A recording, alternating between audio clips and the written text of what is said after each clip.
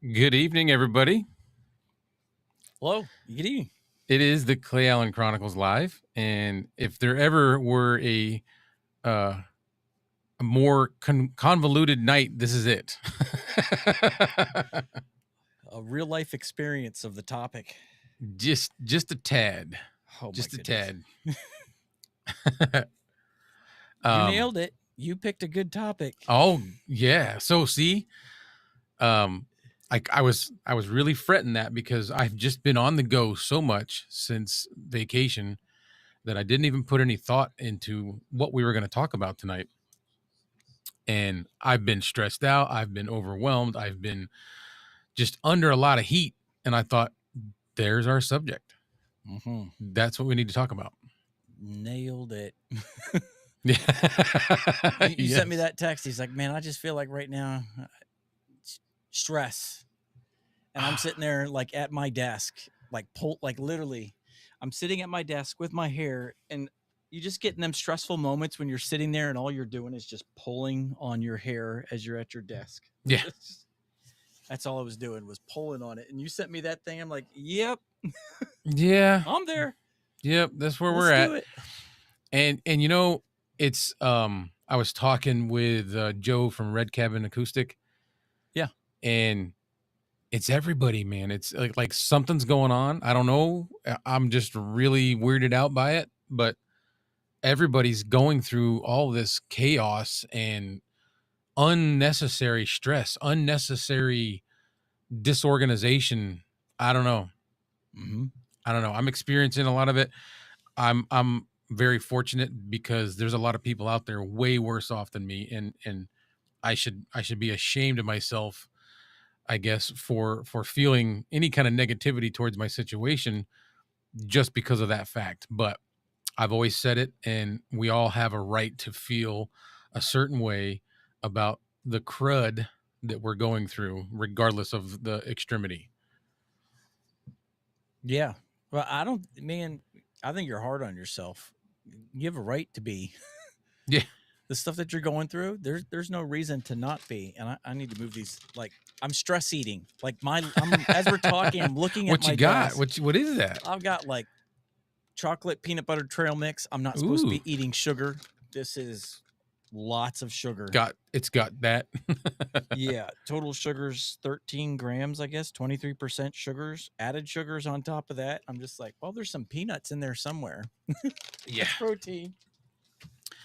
How you doing, Kevin? Thanks for chiming in, being first. And what's up, Chad? Chad says he's got no hair to pull. So I guess you're either lucky. Yeah, we're working on it. Yeah. Soon enough, we won't have any either. That's how it's going, man. It's I don't know. For me, I feel like lately, like 2 months ago, we sit down in our church staff meeting. We talk about what we're going to do for this month and that month and that month. So we like had this series planned out for our church where we're talking about,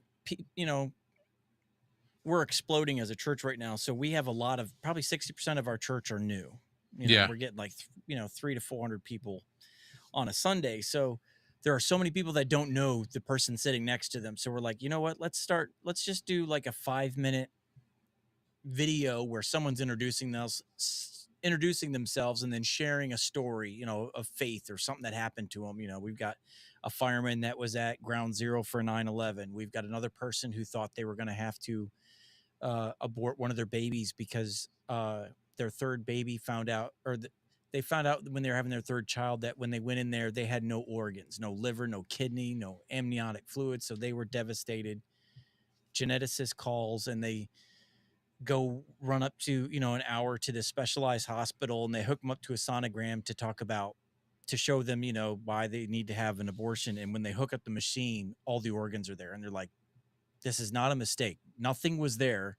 Now they're there. Like he said, I literally have nothing to say, speechless. So just different stories of stuff. Yeah. Good stuff. So of course, video guy, I'm the production guy for the church. I'm like, yeah, it'd be a great idea. You're like, I'll do it. Yeah, I could tackle that. No problem. We got nothing else going on in September. So I was like, so I'm bringing people in, every week, 2, 3 people in, and sitting down with them and recording about a half hour of them sharing a story of something that happened to them and editing it down to 5 minutes. So it's like, how do you like take that much out and still have a cohesive story?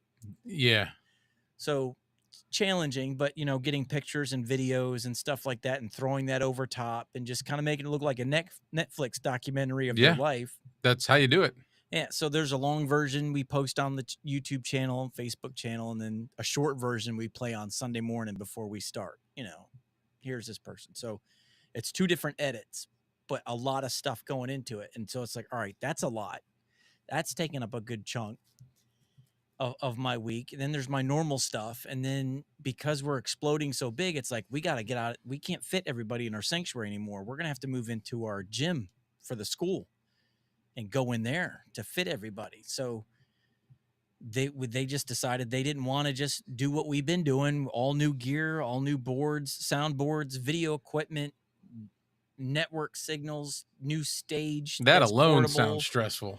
Yeah, so we're bringing all this stuff in, and like today was like all our stage pieces came in, 30 platforms, 4 foot by 4 foot, steel aluminum, and we're taking them all out of the box, all 30, putting them together, setting it up, and then taking it right back down just to see how it would work before we bring everybody in, Why'd you have to take it back down? because it's still a gym for Oh, school. And so it's like, all right, we're not going to have the on Monday. We're bringing everybody in that's part of the setup crew on Monday to show them how the stage works, how we're going to do it, how to put it together. This was taking out of the box and making sure we knew how to do it. So Monday we could show them how to do it. right. So but since it's not till Monday night, we couldn't just leave it there because Monday they need the gym for school. So it's like we built this huge stage, 20, I forgot how many feet it was, but it was like 4 foot. So it was 3 panels deep. So 12 foot by 7 times 4, 28. So about 30 feet wide, 12 foot deep. And then, of course, 300 chairs, trying to figure out where to put all the chairs. So we did all that just to turn around and take it all back down, run home 7 o'clock, jump into that. Anyways, And then you got me texting you all evening. yeah, that was good. I'm But it was sorry. just, no, it was just like, all right, so now we got the Netflix documentary series for 8 people. They want that done. My normal stuff, which is already a 40-hour work week for just my regular responsibilities Yeah. as an assistant pastor, on top of the Netflix documentaries, on top of this new transition, new gear, new installs. I can't handle this.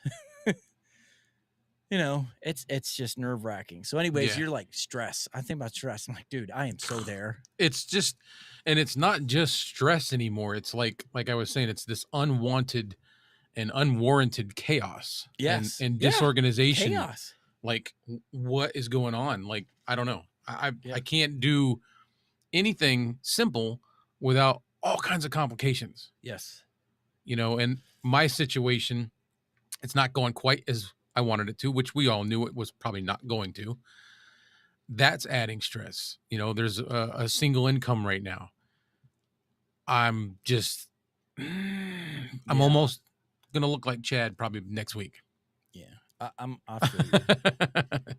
I feel you. About 2 years I was like that when I got POTS, and I had to step down from my job in HVAC. So I was making part-time as a pastor, but I was full-time HVAC Yeah, tech. So I had to step down from that because I couldn't go into new construction homes and be in trusses and right. attics and stuff and not fall.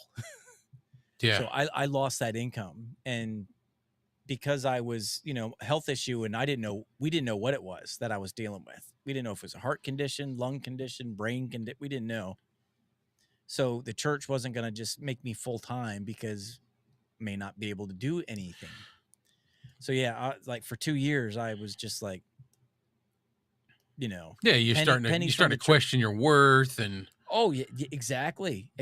Questioning your worth, and your wife's frustrated, and you're supposed to be, you know, the we say, you're supposed to be the spiritual and male leader of your home, and my wife is looking at me saying, you need to lead this family. You need to lead our family. And I'm just like, I'm down and out and in the dumps, stressed because I can't do my job anymore, can't make the money I was making before. Like, I'm sure you're dealing with it. People Yeah. look at you and expect certain things from you, depended on you for certain things, and now you can't do those things. You can't be there for people in this way. You can't help people the way you used to help them. Yeah. You lose your worth. Well, I'm thinking that it's mostly in our heads Yeah. that the worth part, like the worth is still there. We just are Yeah. discrediting ourselves because of our current situation. Yeah. We're men. You know. Men do that. Yeah. You know, I don't- we it's put more on ourselves than our wives can do it. Like the wives, you know, but we have expectations of ourselves, you know. right. And I think the truth is even wives, husbands, whatever, we have a tendency to put our own expectations higher than we really should. Oh yeah. You Yeah. know what I mean? We And have to save. We have to lead. We have to conquer. We have to overcome. yeah, and when you're not that, I mean, thank God for my wife. She's toting the bill right now. She's just as stressed. There's the same chaos and disorganization and doubt is riddling her just like it's riddling me. Mm. And I'm trying to figure out how do we balance that? How do we? I don't know. How do you That's survive why I it? wanted to talk about Yeah. it. How do you survive it? Because you're in survival mode. Yeah. You're just trying to get by. You're just trying to get to the next week. And And past experiences for myself will tell me I'm gonna make it. I'm gonna be okay. yep. But it's the part from where you start entering those negative times to where you exit them. All that in the middle is where we're at, Mm-hmm. and it's just like, uh, I don't. Yeah. Do I give up? Should I give up? Do I try harder? What am I doing wrong? What am I doing right? Yeah. I don't know. Do I go out and find something else? But by doing that, you're putting off your dream and your goal and the Well, see, that's sacrifices that that's come with it. You're that's where I'm at. yeah. I'm teetering so close to just saying, forget all this. I'm gonna go find something else. But if I do that, just like you said, Yep. I'm not gonna be able to put in the time to push this other thing, which this other thing could be what I really need. Yeah. I feel like it is. I So ma- I made a similar decision. Like my wife and I were sitting there, and I'm like, all right, I'm obviously not able to do HVAC anymore. That's behind me now. I can't be in attics that are hot, 130-degree attics. Can't be on a yeah, roof. Can't be doing this stuff anymore. My wife's like, you need to be in ministry. I said, so then the only way we can prove to the church that I can do this is to do it first. So it was like, all right, I'm going to go ahead and I'm going to work. I'm going to do nothing else. The church is going to get every bit of me, full-time work, which is endless hours. And I'm not going to, I'm just going to have to do it and not get the income. And then after a body of work has been put forth and you and can you've look back, proven yeah, yourself. Yeah, no, I for a get it. year now, I have done everything that you would have asked and then some. And then they were like, okay, now we know. And then it made it. But that was a year of sacrificing the income and putting in the work and living, I mean, really dialing it back. See, um, real quick, I'm gonna say hi to Chris with Livestream Consultants. King Paco, how you doing, man? Where it's right there. Chris with live streams says this is exactly where I just covered it. I want to just show it. This is exactly where I am right now. So, as much as we want to go through these things and think, "Oh, woe is me," it's just me. It's not. It's everybody, man. Like I said, I was talking with Joe, and I'm not going to get into any details or whatever, but he's going through stuff too, and I'm just like, man, it's everybody right now. Yeah. And I think what makes it worse is it's not one issue. It's one big issue. And then there's the little things that come along with it that Yeah, compile and compound and make yeah, it so much worse. And I think when you're struggling, you let the little stuff get to you that you shouldn't or used to not. And now it weighs bigger and it snowballs. yeah. Well, And they that definitely worry. seem heavier and bigger in a tight situation. Mhm. I'm gonna say hi to Bill Lockman. That's a buddy. When I went to Florida and we spent a weekend at a Airbnb. That's one of the guys I was with. I've known him since like 11, 12 years old. So are all Airbnbs someone else's house that you're staying in? Yeah. Always wondered that. Airbnb was like, I didn't know if it was just like a townhouse that you could rent a certain room, or you were living in someone else's Well, or staying in someone else's home while they're there. some are you're renting a section, but some are just the entire house. Oh, And that's gotcha. what this was. It was the entire house. And it was just a house in a regular neighborhood in the middle of Florida, like over near Ocala, a town called Dunellen. Um, it was really cool. It was a really nice place. And this guy Bill that's in the chat, he did all the cooking, and he was making us. Here we are, Kevin. We're talking about food. Yeah. Here we are all over again. Let me put this back. He's like, let me get my snacks out. He was making us some really good stuff. I gave him credit last night because he jumped in on me and Kevin's live. And now that he's on this one, I'm going to give him credit again. He I made caught a us little some, bit of it last night. yeah, he's good at smoking ribs and grilling stuff. And he made smoked ribs one night. He made venison burgers for lunch one day. We had chili that his wife made, which was really good. Um, what else was there that he did? Oh, mahi mahi tacos. Hmm. It's a fish. Blackened mahi and blackened halibut was good stuff. Like we didn't Oh, we didn't halibut. go Yeah. anywhere to eat. We ate breakfast, lunch, and dinner there at the house, and then we only ventured out one day, and we went to a cold springs, and went swimming for like 30 minutes. Got sick of that and went back to the house. Man. The Some house good eating had, though. huh? That's some good eating. Oh, we ate so good. Like so good. We did there was a pool table, a game board. It's like a coffee table with like a touch screen on it, and you can play games on it. And then in the backyard was a jacuzzi, a bar, 80-inch TV, and a swimming pool, and then a fire pit. Wow. We had no reason to go anywhere. I wouldn't. No. we Why? we totally enjoyed. No kids, no wives, no nothing, just the guys, some cigars and some drinks, and that's it. Wow. It rained. Didn't it rain quite a bit while you were down on Yeah, vacation? it Man, it's rained. like every video you sent me was like Yeah. raining in the background. I was It like, rained when man, we were at Epcot. monsoon. It rained.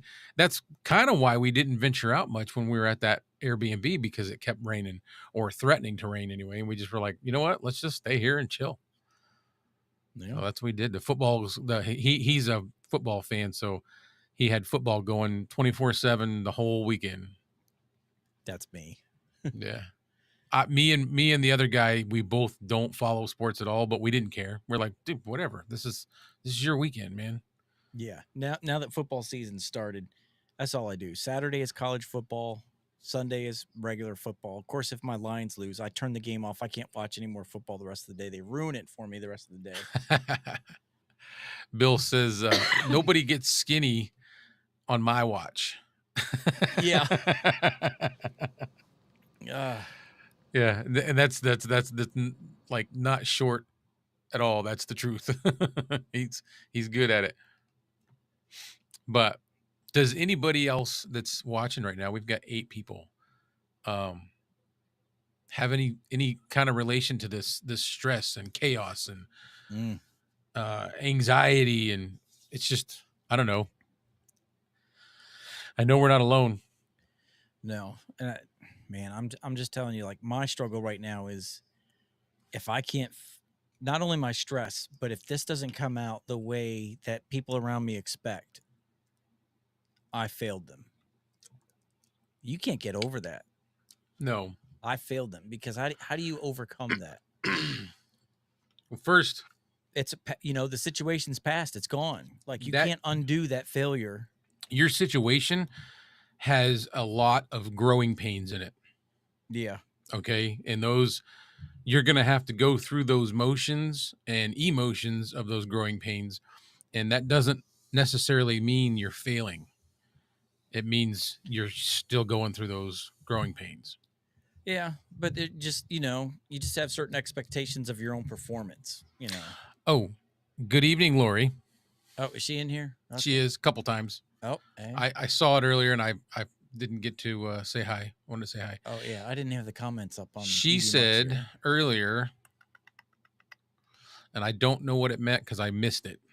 Someday you will listen to me, Mike.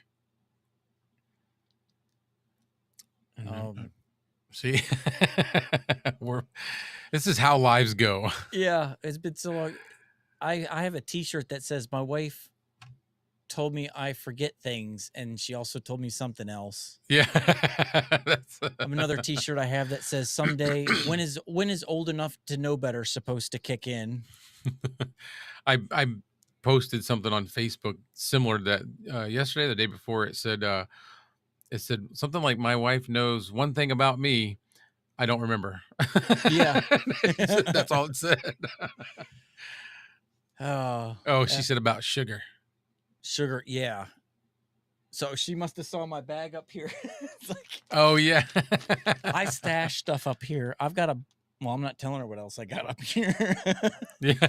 Nothing. Nothing. You've Nope. got nothing up there. Nothing. There's nothing but regular peanuts in here. It's just a fancy package. I took all the sugar out. There's Yep. You no. gave all that away to Yep. kids. Yep. Yep. Fed it to the cats. That's why they're hyper. Saved all the good stuff. Yep. Man. That's funny. What do we got here? Chris. I'm a little behind. There's a bunch of them. Yeah. I would need some Red Bull air racing and some Mike Patty backcountry flying videos. Whatever you're into. Yeah. Like I said, I'm not a sports guy, and I really didn't care what was on TV. I was just enjoying conversation with these guys that I grew up with. We're trying to do this every year. Last year we were in the Smokies. This year we went to Florida, which kept all of them from having to travel too far. Next is up in the air. There's an off-grid cabin in Montana, or taking the boat that he's got and a couple others possibly and going to the Bahamas on our own, not on a ship. That part's a little scary for me. For him, no, because he's a pro at it. That's what he does. Diving and he's out on the ocean. Let's see. See, and you're kind of touching on something too. We talked about this, like how do we cope with it? And I was thinking where Lori said someday you'll listen to me. I have a hard time stopping and settling and resting. Like when you're stressed, there's no time for anything. Go, go, go, go, go, go. And then I think it was the other night, I'd been out all day, come home. We've been home maybe 15 minutes. Lori's making dinner, and right before it's ready to be done and served, I get a phone call about something, and I'm like, they need me to leave and go pick something up at this one place and take it to another. And she's like, you just got home. And I'm just like, yeah, but this needs to be done. This needs to be done. I don't have any other time. This person doesn't have any time. I don't have any time. So it's like, I ran right back out of the house, got that done, and then come home and ate cold dinner. Everybody else had ate, but I'd left right as it's being served. And it's like, she keeps telling me to stop, to say no. And sometimes, and this is what I was getting ready to say, is sometimes the stress we go through, we create because we don't know how to say no. So I wanted to say, in that go, go, go, go, go mode, Yep. you feel that you need to do that because if you stop, now you have time to think about all this stuff. Yeah. If you just keep going, you don't have to think about it. But what you're doing is eventually you're going to crash.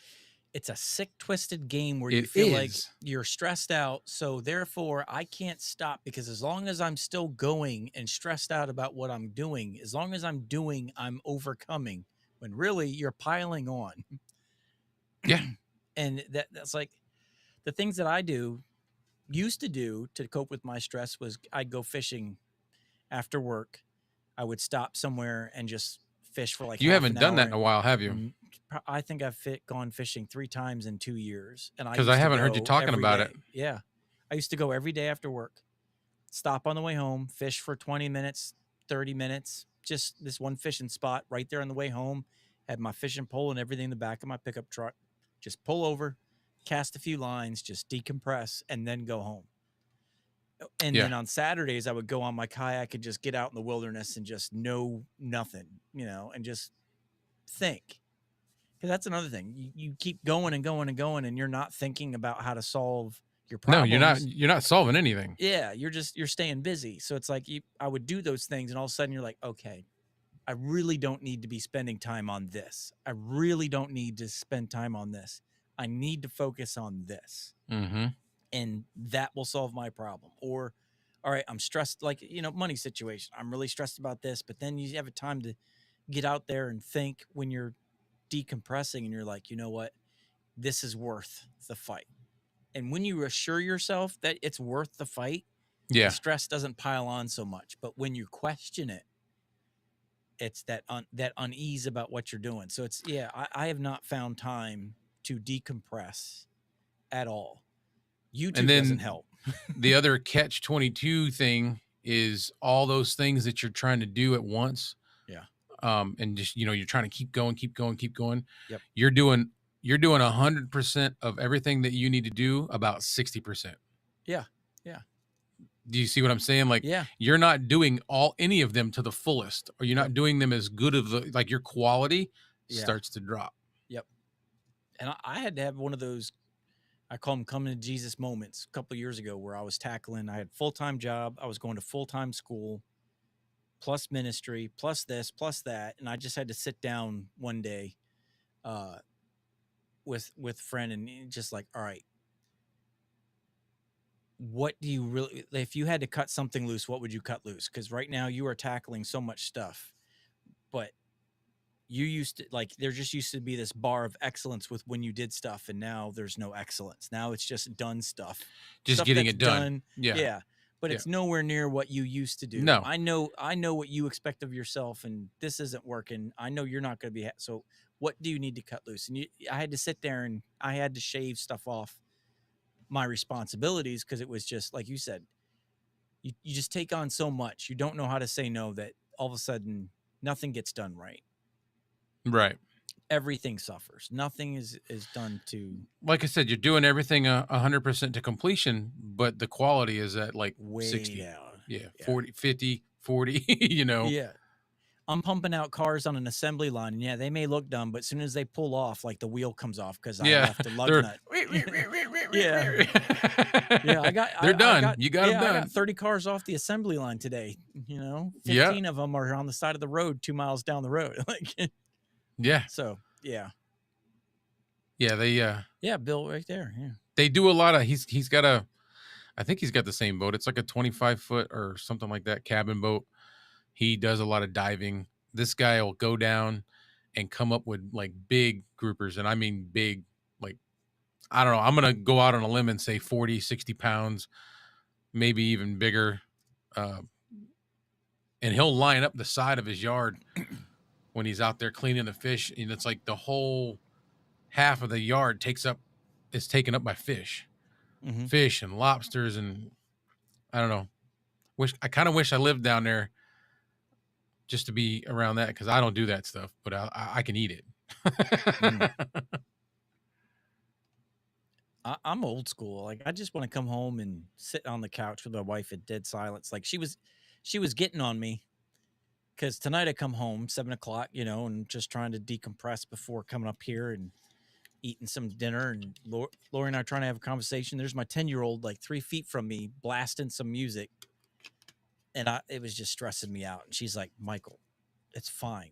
Like, your 10-year-old daughter's listening to worship music, and you're getting mad." And I'm like, I just want to hear you talk. I just need my time alone with you in dead Yeah. silence conversation. And she's like, you need to chill. Yeah. So, And she's not wrong. yeah, she wasn't wrong at all. It was just like, I just had to get off my high horse. Man. Kevin says, I think he's saying, is anyone else's studio their safe space? Yes. Which can be detrimental too, because It'll pull you away. Yeah, because and I'm sure Kevin knows exactly what I'm talking about. You spend more time in your YouTube studio sometimes. I was doing that for a while, And then all of a sudden you're just adding another stressful thing. Like, okay, now I'm going to tackle this video and I need to get this done. And now it's just another stressful thing, the edits, the time, the getting this done and getting it uploaded, you know. Yeah. You get in here and you do all that and you spend a lot of time and you get things accomplished and you feel like, oh yeah, I got a bunch done. The moment you walk out is when you You're start exhausted. realizing everything. Well, you're exhausted, but you realize everything that you missed out on. Yeah. That's what I'm saying. You Like, know? this was not decompressing. This was No. just another thing to be stressed about. Like Right. today I was trying to, I got the new Shure MV6. I got this like 2 weeks ago. It's the Shure's new gaming mic. They've never made a gaming mic before, but now they Oh, made one. I didn't even know that was out.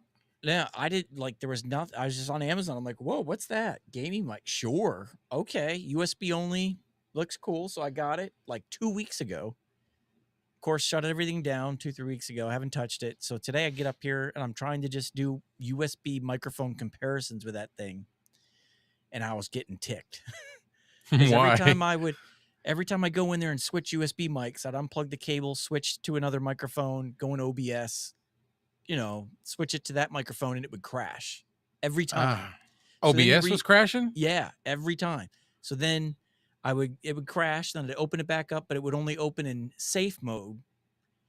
You can't do anything with it in safe mode as far as changing things. So you have to close it back out again once you open it in safe mode, and Yeah. then reopen it in normal mode. Normal mode. Yeah, that's And what I now you do. can do it. So every microphone, how many? 1, 2, 3, 4, 5, 6.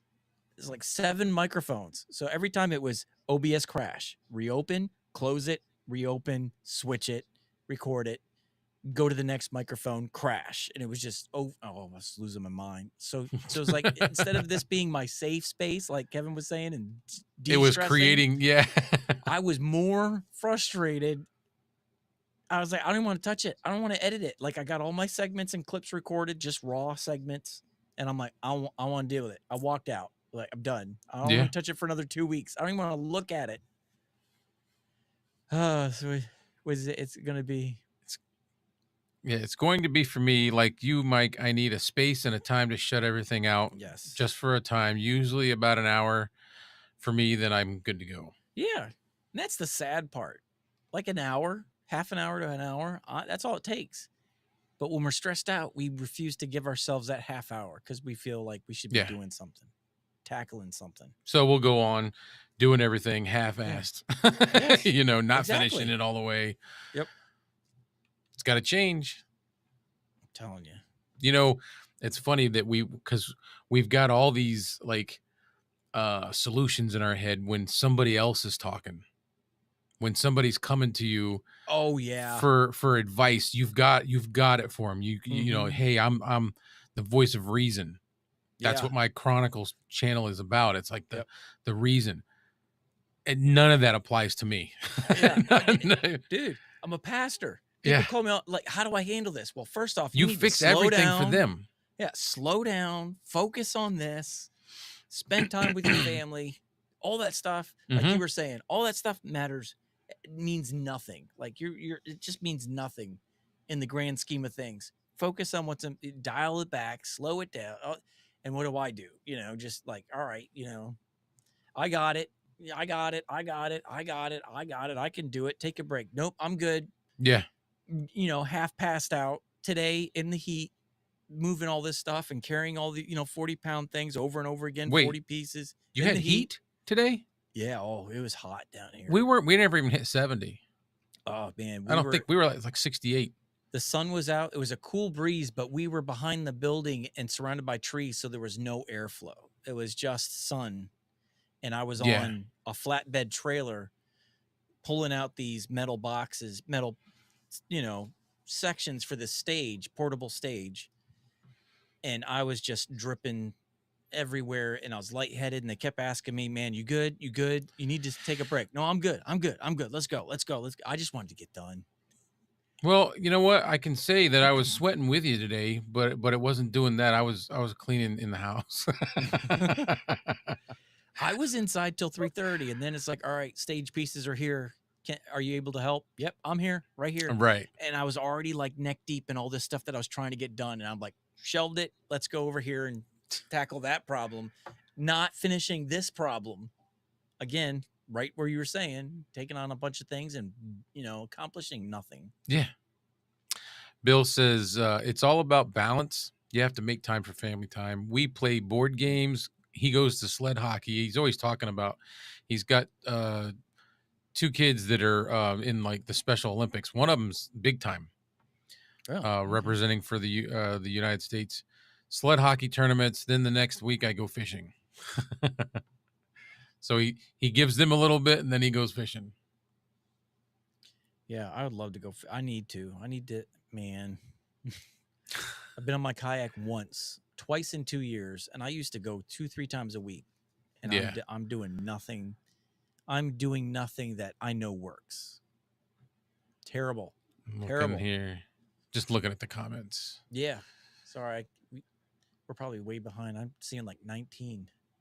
It was 32. Yeah. I mean, relatively, most of them were saying hi in the beginning. I've pretty much kept up with them. I think we're good. Chad was saying we had our internet modem moved and rewired in the office, so my internet connection should be better. Not sure what he was. I guess he was having some internet issues the last time. Man, aren't we all? I swear. I don't know what it is. I'm so glad that I don't live out there. I like it. It's pretty. It's beautiful. It's still 83 degrees. Where Chad's in what, Indiana? Or I was talking about Chris, but yeah, I think Chad's. Oh, Chris, yeah, New Mexico, yeah. I don't actually know where Chad is. Is he in Indiana? Chad, he's in the Midwest. I think he's Indiana or Illinois. Indiana. I have a cousin that's living out there. I don't know where. He just keeps posting pictures because he's never been outside of Florida and he's just blown away by the country. He's just, oh, it's so beautiful out here. The only thing that scares me about Indiana is the tornadoes. Yeah. They get a lot of Michigan for 20 years and we had lots of tornadoes. Not like, the further south it's worse, but we had plenty of tornadoes out there. Chad chimed in. He said he's in Indiana. I knew it. I'm forgetful, but hey, you remember the important stuff. And Chad's important. That's right. Okay, so he's telling us my wireless would drop out, so I moved everything, and now I'm hardwired. Yeah, there you go. That's what I'm doing. My setup here in the studio is hardwired. Yep. I could. My Wi-Fi is really, really good, but I don't care. I want to be hardwired. And because I'm in an apartment, this is gonna sound so ghetto, but where my modem is in the dining room. Okay. Right near a window that goes outside. Wherever works, man. I ran my Ethernet out the window up. Oh, I've done that. Up to my studio window, and it just comes into the window. Do. Yeah. Actually, I'm gonna get ghetto with you. I'll make a confession. My modem used to be in the living room, and then I ran it from the living room outside up into the bedroom. Instead of rerouting the wires, I just basically the incoming cable into the house from there, and then I ran another cable up to the bedroom, but I ran it outside. But now, in order to get wired Ethernet up here in my studio, which used to be the attic, before I refinished it, I drilled a hole straight up into the ceiling of my bedroom. I was like, I don't have time for this. I literally went in the corner of my bedroom, drilled a hole right up through the floor into the knee wall in my attic. Oh, man. Along the ceiling and ran it. But it works, hey. Yeah, like in here, I got a panel, I got a plate, it's coming out of a wall, looks professional, but there's a cable that's going up the corner of our bedroom wall right straight through a hole. It's a small hole, it's the right size, but nothing crazy, but it's just like, she's like, what are you doing? I'm going to say hi to Bill at Know Your Joe. I didn't know. I was calling him Joe. I was too. And his name's Bill. I feel terrible because Bill reached out in an email wanting to have a chat, and I told him absolutely. And I think we talked on a Tuesday. We were going to have it Thursday, and I think that was a month ago. Oh, man. Bill, I'm getting there. If you haven't noticed from the conversation, my month has gotten away from me. It's been a long year this month. Yeah. So he's saying the Oh, I would kayak love to works go good for you. flying. What? What is Yeah. he? Oh yeah, that But would be nice. I would be so angry. I would be like dive bombing. Like out here, it's farmland everywhere. You know, Delaware, it's all farm agricultural. So we got crop dusters out here. You Yeah. know, I want one. I would love to do that. Just like the dive bomb. This what like this guy that lives in town that does it.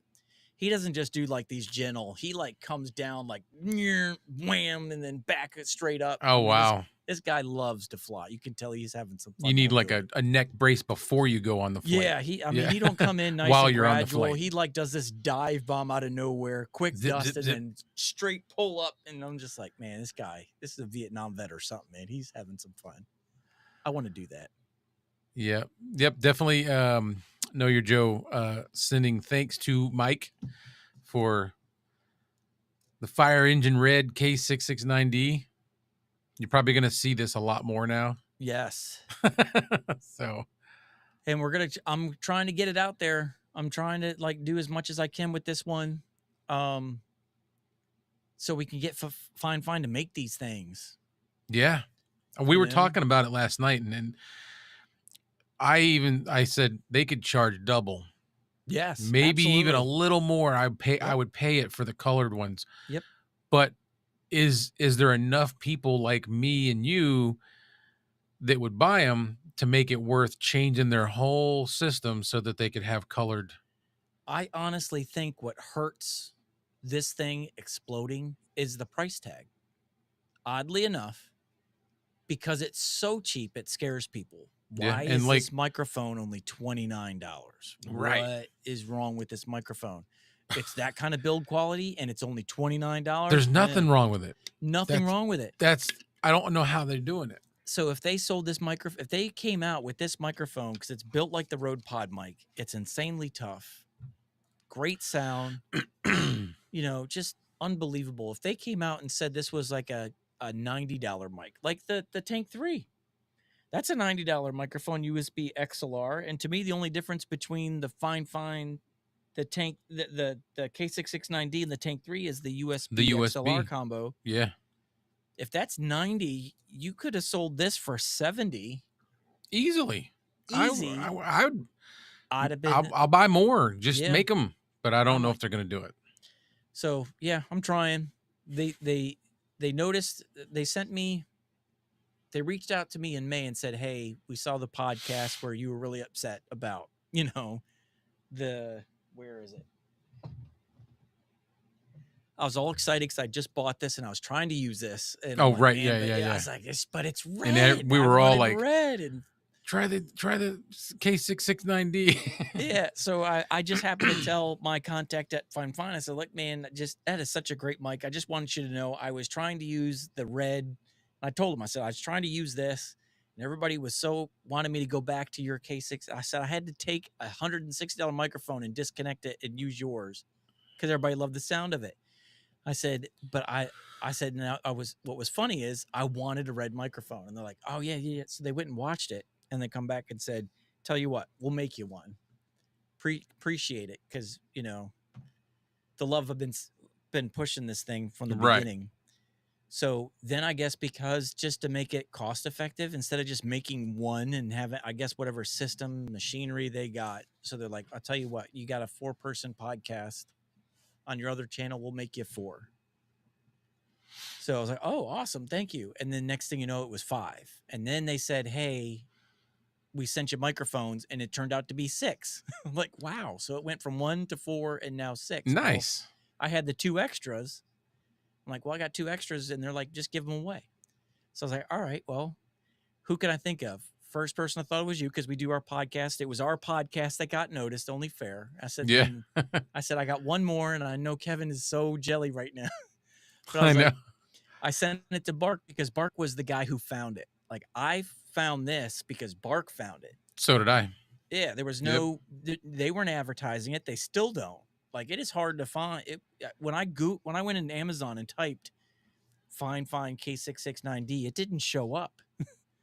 You had to scroll down like half the page with the exact description just to find it. I went on Fine Fine's website. It wasn't even on there yet. So I was like, Bark is really the one who discovered this thing and made the video, which got me excited. So I was like, dude, since you're the one who really started this whole thing, I wanted to send it to you. So as a thank you, Yeah. because I wouldn't have this if he hadn't made that video. So hopefully, with him having one and using it on his channel, and us using this one, we'll get some love out there. And if enough people keep talking about it, and I'm gonna let Fine I'm know, not going to stop talking about it. So yeah, I'm gonna tell my contact at Fine about how much, like, your podcast yesterday. I was watching it and I was looking at all the comments of everybody talking about it, you and know what I'm then going to be doing? I'm going to be sending a picture, like a screenshot of my view, what you see right here, to my contact at Fine. yeah, I was like, hey, and in Bark's video where he did the wireless headset and he happened yeah, to just hold it up in front of the screen, and all the comments were going like, dude, that is yeah. Whoa, what? Hey, where'd you get that? so. Yeah. I think we can make it happen. I honestly feel like they're like, you know what? Let's see what what the feedback is once we send these 5 out, which ended Right. up being 6. And then if it's good feedback, we might do this. So we just got to keep talking about it. Just got to keep talking about it. That's what we're going to I'll do. make it happen. I King would love Paco, blue. please tell us what stresses you out. Okay. You first. Your podcast. Huh? He said, you go first. It's your No, show. he said, you want to know what stresses me out. Oh. So I'm asking him to Yeah. go ahead and tell us. Oh, Tell yeah. us. That's what we want to hear. Gotcha. No, we can keep talking Yeah. tech. I was like, man, we can go all You know, day. this What stresses is me this out. is the way that me and you, all of us, this is how we de-stress. Yeah. Talking about the things we love. You know what? I think the most truthful statement we could make on tonight, and this is like gut check. I have to come to the realization that the thing that stresses me out the most while we're waiting for King Paco's response, I stress me out the most. Yeah. It's my fault. I can't bury my head in the sand, bullheaded, stubborn. And Lori not to telling me sound, how to do it right, not listening. Hope I she's don't not listening now. I don't mean to sound negative because it's not negative, but it is your fault. Yeah. Yeah. It's my fault. Yep. It's our own, we are our own demise. Yeah. And it's something I'm always preaching on is not stressing out over stuff that you can't do anything about, because there's no point. Yeah. It's wasted energy, wasted time that you can't get back. Yeah. A phrase I say all the time, especially other people: know your no's. Yeah. You think you're saying no to this and this and this, but really what you're saying no to is your family. You're saying no to your decompression time. You're saying no to self-care. You're saying no to yourself because you're constantly trying to fix things. And sometimes you got to just stop trying to fix things and let it play out. Yeah. So this is what stresses him out. Yeah. Truth. Yeah. Truth. So me too. But the one thing that I really want that I can't copy everybody, well, there's two. And this is getting off the subject, but on to Mike's again. The Ethos. Yeah, Earthworks Ethos. I was gonna say that. And the LS208. Yes. And for me now, I want the SE 4100. I want that so bad. Did I listen to that one? I can't remember. Yeah, Bark has done one, and Bronson did one on that same microphone. And to them, it's like they can't decide if it's the LS208 or that one is their favorite. They're so close. Is it Lawton Audio that makes? Yes. No, I'm thinking of something specific. The Time Preservation Society. You ever watch him? Mm-mm. He did a thing on a mic, and I'm trying to remember the name of it, and it was this huge thing. I mean, this thing looked like a This is YouTube Time Preservation. Yeah, the Time Preservation Society, and he did a video on this one microphone. This microphone's like $1,800. I can't remember what it is now. Oh, I've seen him before. It's an omnidirectional microphone, but it sounds amazing, and you don't need to do any processing to it, nothing. But good Lord, I cannot spend $1,800. I can't even buy a $400 mic. Let me see if it's this one. I don't think he puts any links in his. There's the Roswell Mini K87 Smooth and Rich. I can't, but If I you remember if you're on watching his him. channel, Oh, you'll there it find is. it's Loudon a Audio FC387 Atlantis. Atlantis. There The you mic go. of all mics. And then the That one. microphone review just under that, the SE Electronics SE4100. And If he's you got the haven't smoothest mic watched under 350. that video on the Atlantis, watch it. Okay. It's a that man. Ugh, it's it's so good. He's got a good voice too. Yeah, he does. I like it. He's got a good. He knows how to tell a story. He's with very his videos. theatrical. Yeah, he can. Yeah, He, very he doesn't just animated. do a review. He tells a story as he's doing it. No, he's good.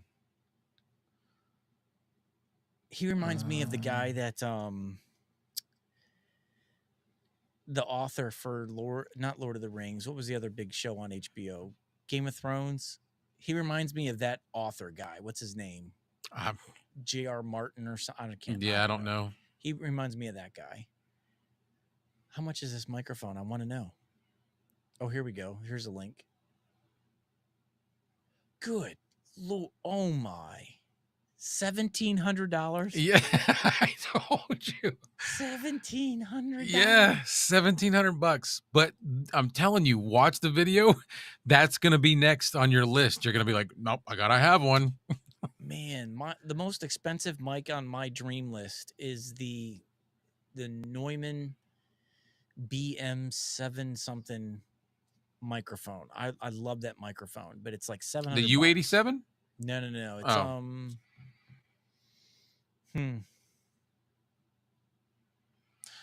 Yeah, Kevin's talking about the Ethos video that Dave did. Oh my god, am I freeze? Oops, Did I sorry. freeze up? There was some really good edits in that. I don't know if everybody was catching on to it. I don't know. Did you get to watch it? No. Which Kevin's on? No, Dave Saltura. Oh yes, the Ethos you're talking about. Yeah. Yes, I commented this morning. I was like, dude, as far as intros, chef's kiss, bro. The intro, everything, like the edits that were taking place in that video, I was paying attention. Whenever he would say something like step back, it would zoom out. You know, and if he said anything, and I guess it's his wife that's editing for him, or he's got a couple people, but they were editing and doing things to what he was saying, and it was really cool. I was like, where am I at? I am struggling right now. My computer is acting stupid. I can see on my phone that I'm still good, but on my computer screen, I'm frozen, even though I'm not frozen on the live stream. You're what? Like my computer screens are frozen, but yet I can look on my phone and I see I'm not frozen. No, you're not. But yet I can't do anything. Because everything froze? Yeah. Oh, there we go. Finally busted loose. I was trying to do a screen share of this Loudon Audio microphone. There we go. Oh, yeah. By all means. Let me get this off. Yeah. What is the Eden? Oh my. Oh, It's look at the that same- mount. Is it the same microphone? No, it's not. Oh, no, there's something different. Yeah. $3,000? No, thank you. What? Wait, go click on it. This one? No, the $3,000. Oh, yeah, okay. Oh. Why? Yeah. The Eden LT386 large diaphragm condenser. Yep, Good. that's something I'm never going to have. No. I'm never going to have that. If I ever bought this microphone, it would be the first microphone I get to use after my divorce. You know? Yes, exactly. Man, this is de-stressing, though, looking at dream microphones. Oh, but yeah, there's that microphone, and then I really want this, where is it? The SE4100.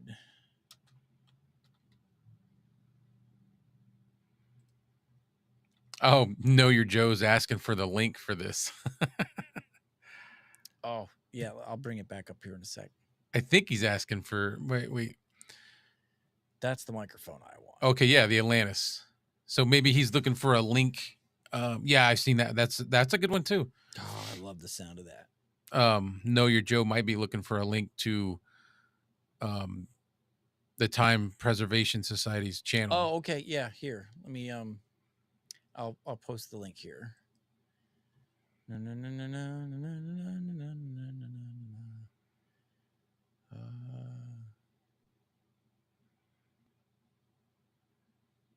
Let me just do this. Let's see if this works. I'll put it in the comments. See if that works for you guys. Oh, see, my friend Bill's in saying, "How do I jump in with video?" It's more complicated than just jumping in. You want to have good audio and video and setup, and we would have to send you a link.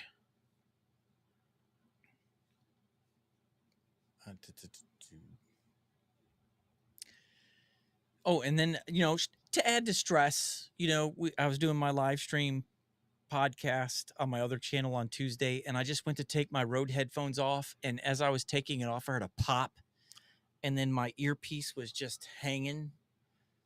Oh, I cracked the buckle right here, just pulling it off. Wasn't did you even like just normal, did you wasn't fix even it? aggressive. So I emailed them because I remember Tom Buck saying something. If you let them know, they're really good about replacing it. So I sent him an email just saying, hey, I was taking it off and it snapped. I sent him a picture, of my Amazon invoice when I bought it. And they said they have lifetime warranty on these headphones. So regardless of what it is, as long as you have proof of purchase and a picture of the damage, they'll replace it. So they said they were going to send me a replacement. So I don't know if I got to send these back or they're going to let me keep them in pieces. What'd you do? How'd you get it back together? Right now, I just happened to get it back inside and snap it real quick, but it's cracked.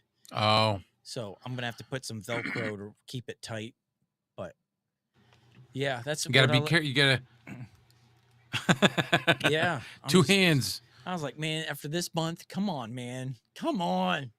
My stuff is breaking on me now.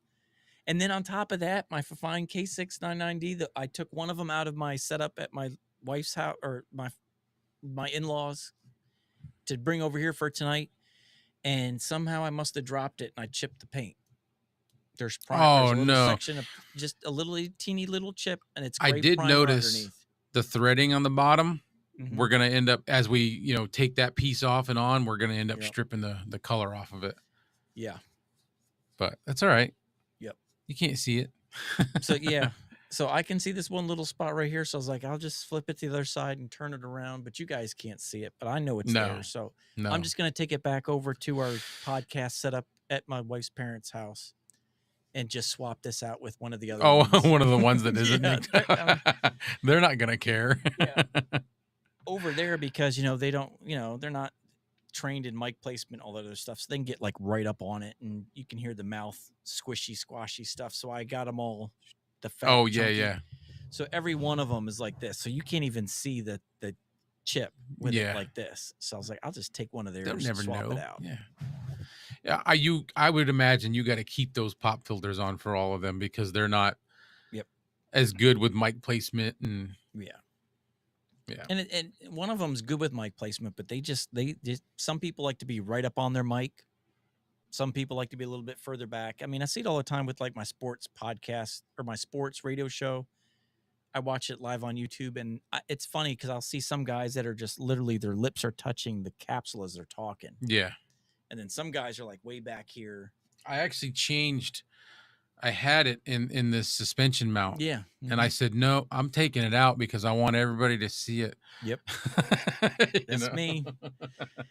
I love the way it sounds with this on here. I know. It sounds good. This, but you can't see nothing. But you put this thing on here and all of a sudden it's just like warm butter on a melted biscuit. No, it sounds good. Melted butter on a warm biscuit. Said that backwards. There you go.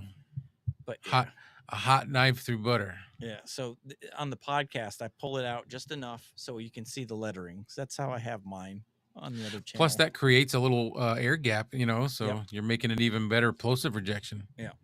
But it just looks so much cooler like this. So Let's just a little see. extra processing, get that bottom end back in there. Bill says, "Can we talk about food now?" Yeah, really, honestly. I had Taco Bell for lunch today. What did I have? I think I had a piece of reheated pizza. That's what I had for lunch.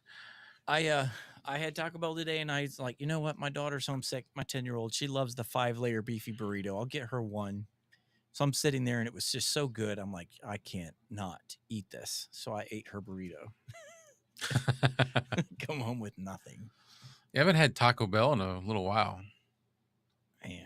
That's one of my go-tos because I'm like, it's fast food, I know, but it's like all lettuce and cheese and tomatoes and some meat. I'm like, that's all good stuff. Yeah. That's what I fool myself with. Oh, Kevin, I see your comment here. Mike, have you ever tried the Earthworks icon? If so, how does it compare? I want to try that one. I have reached out to my contact at Earthworks and he said yes, but they're in the middle of a push right now for new drum mics that they just did. So he said once they get done with that push, he would send me out an icon. Now I asked for the USB icon. It's a USB only, but it's like the Shure SM7B of USB microphones. It sounds so good. But I think Mm-hmm. I'm just going to ask him if he could send me the XLR Icon. I think it's the Icon Pro. And I'd like to have that one because apparently the difference between the Ethos and that one is there's more space you can have between you and the microphone. I remember EPOS Vox did a review of it. With the icon? Yeah, the Icon, the XLR Icon, you can actually have it more of a gap between you and your mic. And it sounds great. It's meant to be a little bit further away. But Yeah. they sound great, and I want one. And I've let my contact know. I'm like, okay, I'm ready I, for I another want one. I think And send it to me.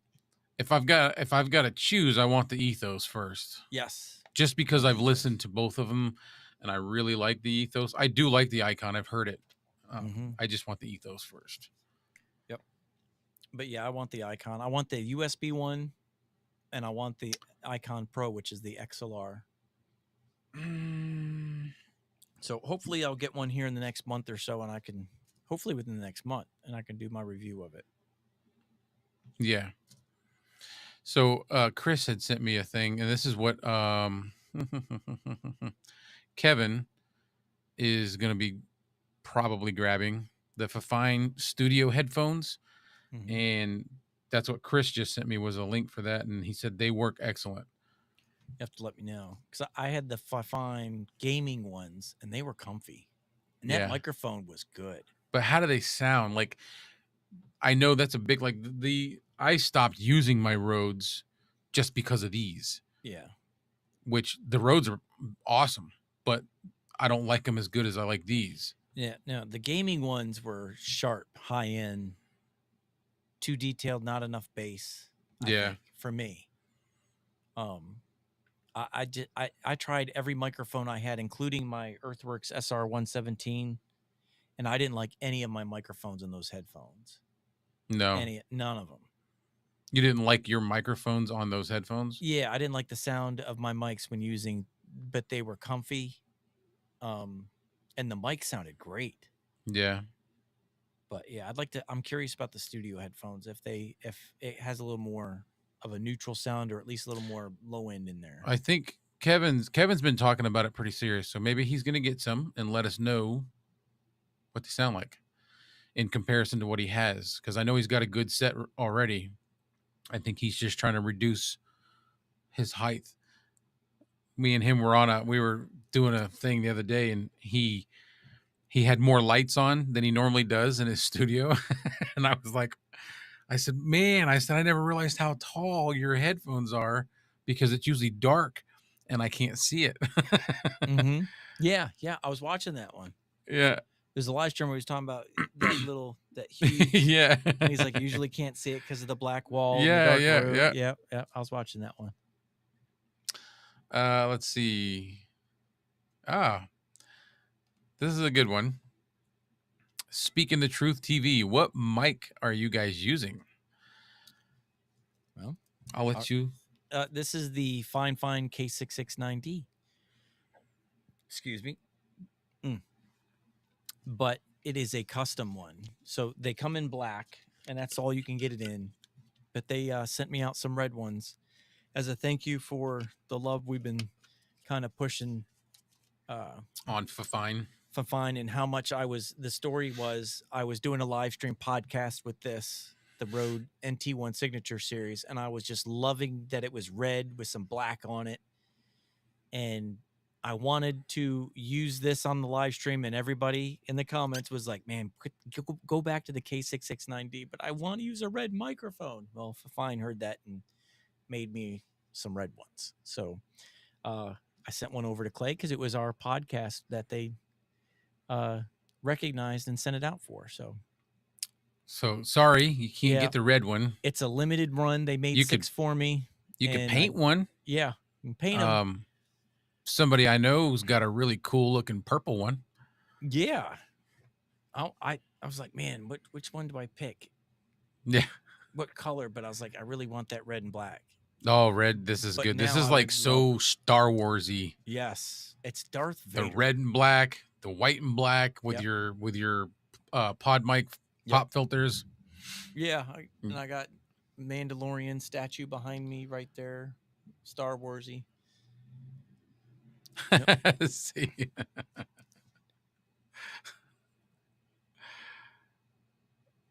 The one that I have, the ones that make me look like an alien. What was that one? The cone heads. And I wasn't trying to pick on you, Kevin. That was just I've never seen him in bright light, and when I saw him in bright light, I was like, wow. Hey, look at that. Yeah. Now you've got Star Warsy. a pop filter, and you can still see red. Yep. Look at that. That's so awesome. I love these Rode pop filters. Yeah. Let's You get see. all the way down there, and now it looks like a Rode pod mic when you put it all the way on. Oh, he said the studio ones sound way better than the gaming ones. They're smooth and natural sounding. Well, that's what I want. Natural. I want in the middle. So you're trying to stick to what your roads are. Yep. Because those are like you said, they're very neutral. So, but yeah, if you like the look of a red and black K669D, just go get yourself a K669D, a Rode WS14 red and black pop filter, and then just get a Shure MV7 replacement pop filter, and then take that off and just cut it in half, and then use that as a spacer, which is what I did. Just a little. This was cannibalized. Cannibalized. Now, as a spacer, it fits nice and snug right on the end of there, just like that. So yeah, you can have a red and black one too. Just a little custom work on your end. There is tinkers amongst us. Yes. Kevin and Mike. Not as intended. Yeah. It's my motto here. So Bill says he makes good biscuits. He's just hell bent on talking about food. I know. That, you know what? Talk about relieving stress. A good meal. Getting back on topic. Where is a place that you like to go when you just had the worst day ever?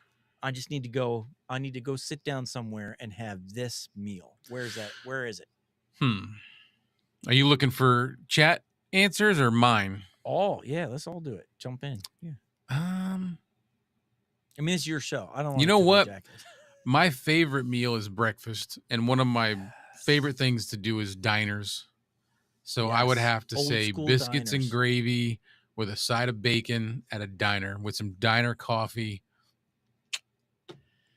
You sold me. Because we have this old school diner, and you live in an older town. I live in an older town, so we live in Delaware, first state and everything. So like this is a 200-year-old town, and there's this old diner that's been here forever, and then someone drove their car right through it. Oh man. Yeah, destroyed it, caught on fire. They drove their car through it. They fixed that, and I guess it caught on fire. If Lori's still watching, correct me on this one, but it caught on fire. We lost it. So it was our in-town diner that just made the best breakfast food. Biscuits and gravy, omelet, you just name it. It was the big meal, the big plate that you could never finish. Great stuff. Of course, and it's been down for years, and it finally reopened like 3 weeks ago. and I have yet to go in there for biscuits and gravy. I'm going tomorrow. Yeah. You sold me. Dude, breakfast diner, like diner breakfast, diner coffee. Yeah. And like a lot of times, if you really, really dissect the coffee, it's not good coffee, but it's diner coffee. And you know how to get a really good meal from a diner place? If it's those hole in the wall diners or just the old school diners. My dad used to do this all the time. Uh, it's funny how the longer they're gone after they die, the smarter they get. So you look back at all this advice, and he did this one thing, and it's so true. You go into a place that you like the food, but you want you just want them to take care of you. Don't just tip the waiter, tip the cook, the Oh, chef. So he would always go in and he would leave a tip for the waitress, and he would always tell the waitress, please give this to the chef. So every time he would come back on a Saturday to get his breakfast meal, he would come in, waitress would be like, Denny's here, and he's ordering another one of these things. And next thing you know, the meal grew. The omelet was bigger, yeah, nothing was burnt. Everything was, a little extra butter spray on it to get it nice. Just they took care of him. that's a smart idea. Yes. So he never got it. Like if they overcooked it, they would throw it away. They never gave it to him. Because sometimes you get a good place, good food, and then like Texas Roadhouse, I think Kevin put down here. I think it was Kevin. Or no, Bill from Know Your Joe said Texas Roadhouse. There's times you go in there and the steak is awesome. And there's sometimes you go in there, rarely, but every now and then you go in there and it's that they set. Right. You tip you tip the cook, and they will never allow the food to leave their counter unless It's perfect. because they want that tip. Yeah. They never get a tip. Waitresses always get a tip, and they're the ones in the back cooking. Right. So That's a good tactic. I never thought of that. You get into those diners, the ones that you go to a lot, you start tipping the chef, and they'll remember you, and they will take extra care of you. What's the name of that pop filter again? The Rode WS14. There you go. Know Your Joe. Rode WS14. Let me give you a link here. Rode WS14. What color? They've got Hooters. pink, green, blue. Kevin's mentioning Hooters. Believe it or not, excuse me. The one time that I went to Hooters, well, I've been a couple. They actually had really good food. Did they? I went once, and the wings were dry. I went for the wings, and it was just like they weren't good. Dry. No, they were not. Wow. Yeah. I've had good wings there, and I've had my favorite thing from a Hooters was a I don't remember what kind of fish, but it was a fish sandwich, and they gave you a fish sandwich that was like the entire fillet.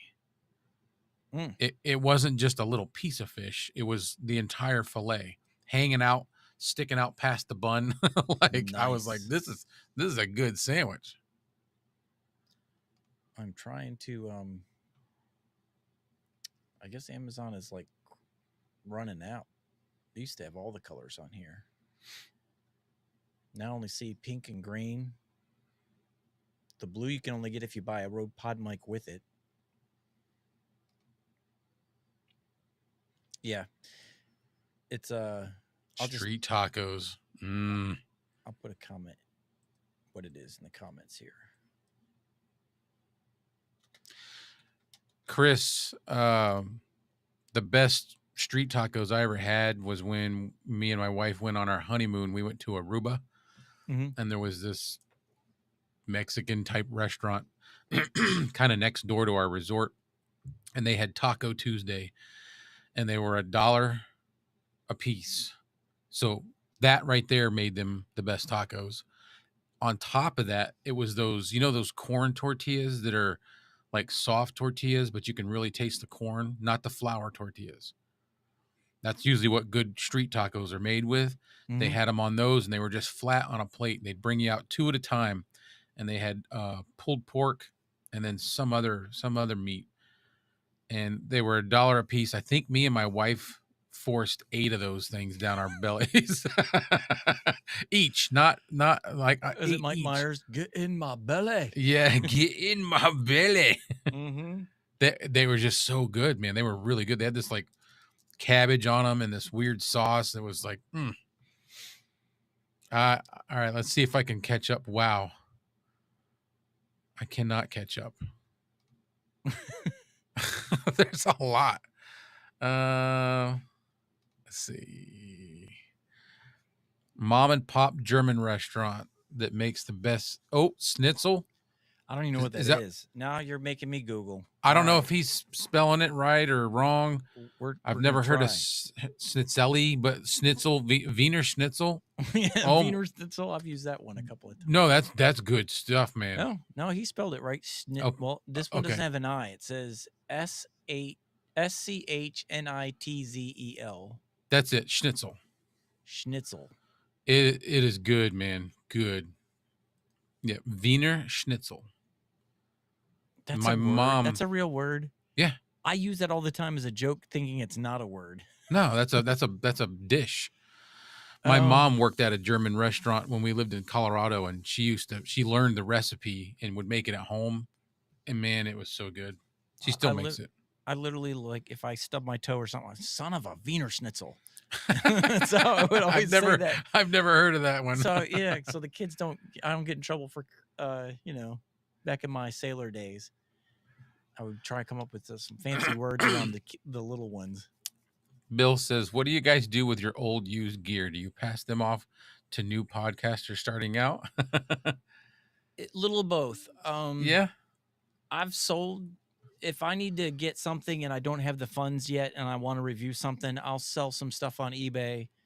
A lot of my stuff, though, people that are like in town that I know that are trying to get started, I'll, you know, try to help them get started with gear. My son gets a lot of my stuff yeah, that just sits like he'll go downstairs or he'll come up here and like he's got my Obsbot Tiny 2, the $300 webcam. That's part of his setup now. He's got my Mono PD 400X. He's yep. got my fine boom, low profile boom arm. He's got that. Yeah, he'll come up here and just raid, and then These things are solid, man. yeah, I want it back. He's like, I want him back. But he made me feel bad. Well, he didn't make me feel bad, but he's like, Dad, as a thank you for all this stuff. He said, I don't use my PlayStation 5 anymore. How about, I just let you have that. So I was like, all right, that's a deal. I mean, he got more than $500 worth of gear, but I don't have to tell my wife that I had to go buy a $500 PlayStation 5. I just gave him some stuff that I didn't pay for. It was like sent to me to review. So it's like I got a free PS5 after the reviews were over. Oh, nice. So Yeah, I didn't get mine free. uh I paid a lot of money for it, and it just sits there. I uh don't ever feel like I have enough time. I bought a capture card so that I could yeah. try to start doing some gaming, streaming, Yep. just for fun, just to sit there and chit chat and play a video game. And I feel like I'm not good enough, and I just haven't done it. I tried to do that when I first started YouTube. I was like, I want to do a gaming channel because I love playing games. Everybody says I'm funny. I'm Yeah. not that funny, but I was like, all right, maybe I can mix in some humor and some gameplay. I know the way I play is funny because I'm like, you go into Call of Duty and I'm the guy that draws fire. Like, I'm not good. So Yeah. my son is like elite. I think he's like in the top 3% in the world. Like, it's crazy. He Wow. is that good and insanely good. And Is that what he's trying to do? Is a gaming channel? he does a gaming channel, but he doesn't stream it. Like he'll go on and he goes on with some Discord chat, and they all get in a room and they get hardcore because he's so serious about it. He doesn't want to stream and it be a distraction. Like he is all in. Oh, wow. So he gets all in, and so whenever we play together, I'll just run out. He's like, where are these guys at? I said, I'll find them. So I just run out the front door and just start like shooting up into the air and spinning, and Yeah.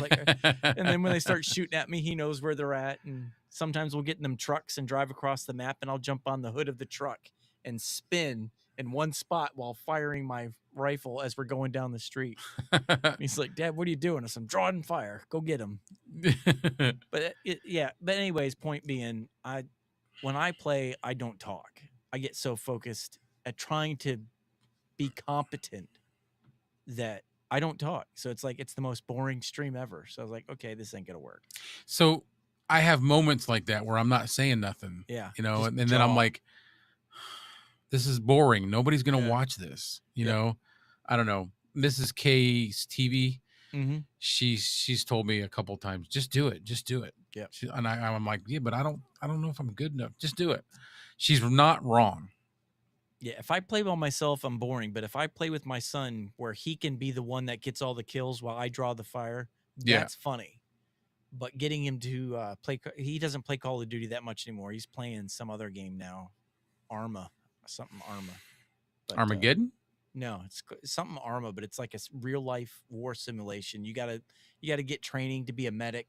Like you Oh gotta go through, wow, yeah, you gotta go through these like quizzes and tests, and you gotta go in and know how to apply a tourniquet in a game and how much blood pressure or something. I forgot what it is, but you can't just go in and shoot. Like you got medics, you got artillery, and you've you got got to to go do it like through it's real. training courses, online training courses to qualify to be that person in that group and then get promoted to be captain and leader of your platoon of all live Jeez. people.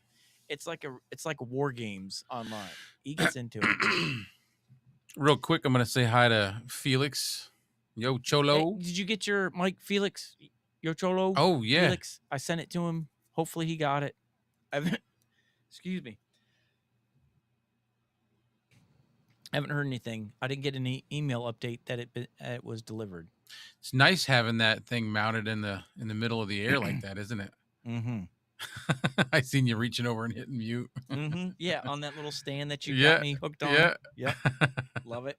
It's so great, right? Mm-hmm. Let's see. Hopefully he got it. I forgot what I sent him. Was it the AM6 by Fine? I can't remember what mic I sent him.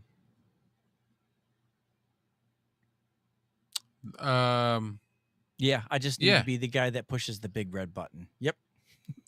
Sometimes you just got to go in there and throw a grenade and blow some stuff up. The big red button. It's crazy how many pastors I know play Call of Duty. Oh, really? Yeah, because they're all like, at the end of the day, so I just need to blow some stuff up. Just gotta get some of that aggression. Everybody else's problems. Yeah, you just like absorb all this toxic energy all day long. You just want to go and lay waste to some like car. Right. Be a suicide bomber. Yes, my mom made really good shrimp scampi. They still make it. They were gonna make it when we were down, but my wife and kids all were like, ew. So they didn't make it. Actually, my daughter would have eaten it. My stepdaughter and my wife and my stepson were like, no.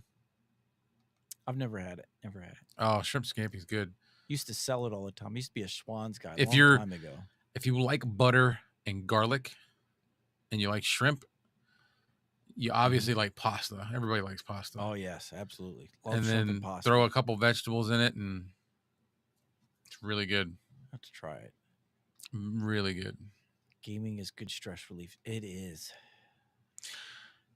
I can't say that because I get stuck on levels all the time because I'm not that good, and I will spend an hour in the same level repeating it because I keep losing.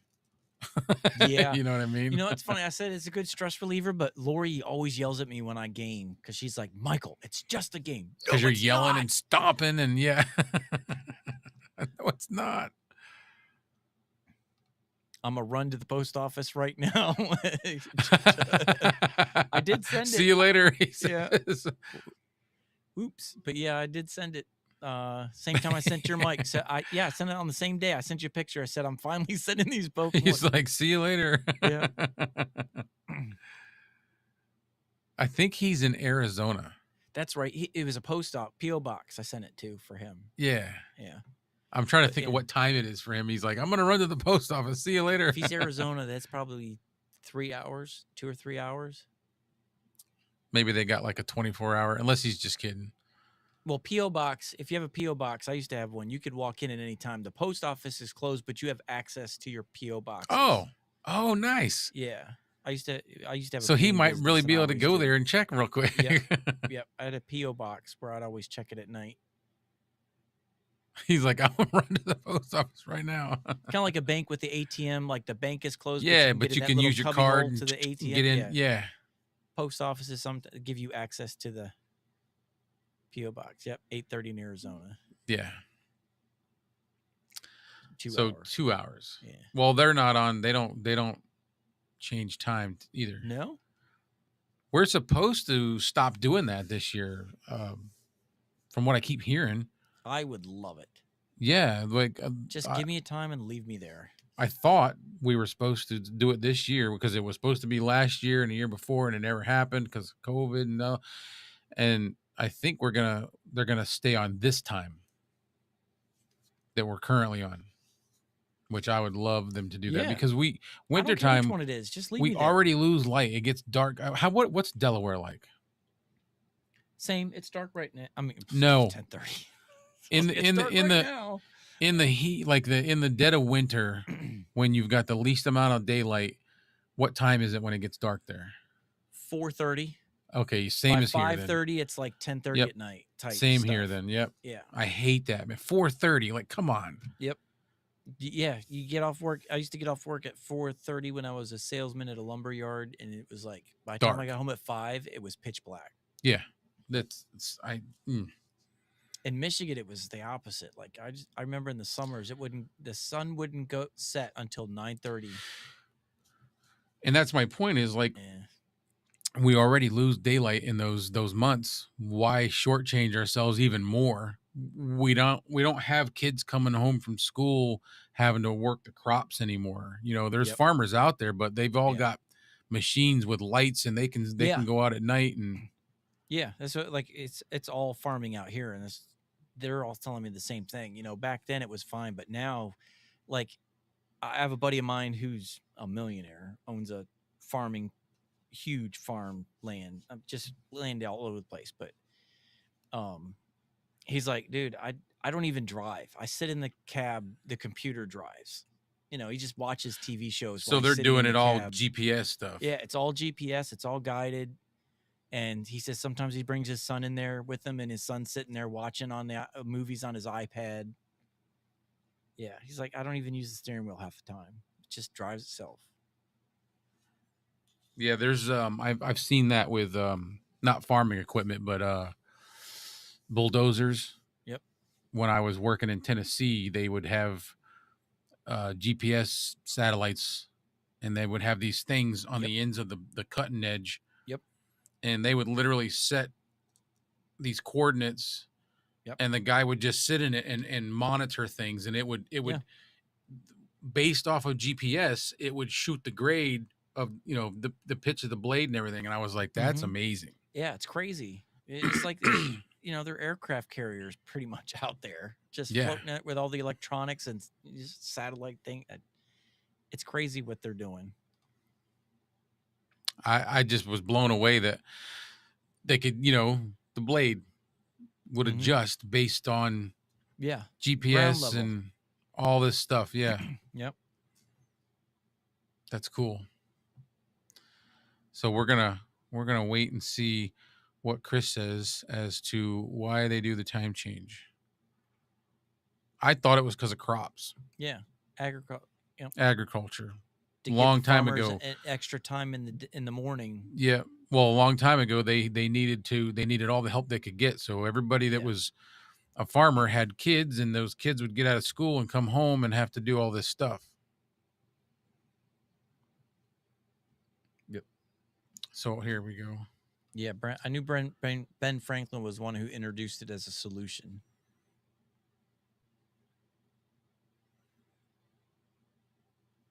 Formally adopted during World War One. So an energy saving thing. Yeah, and I thought it was for farmers so they can get out there for an earlier start. That's what I thought it was too. Yeah. Daylight savings. That's why they called it daylight savings.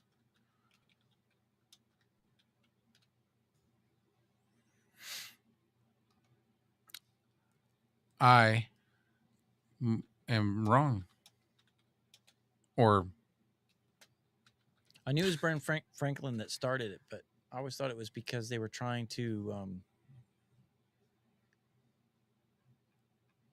it says here the daylight savings time was first implemented in the U.S. Standard Time Act of 1918, wartime measure for 7 months during World War I in the interest of adding more daylight hours to conserve energy sources. Yeah. Hmm. Hmm. I knew that's when it was implemented in 1918, but I thought Ben Franklin, because when Ben Franklin was around, there wasn't, World War I yet. Must have kept it though for the use of farming. Who knows? I wasn't around back then. I don't Yeah. really know. You know, it's beyond me. Mm-hmm. I'm trying to get it. That's pretty much it. I caught up somehow. I didn't. I skipped some. I think.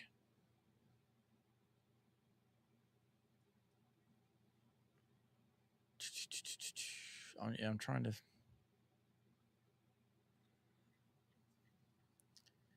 Yeah. I don't know. I know the idea was created by Benjamin Franklin.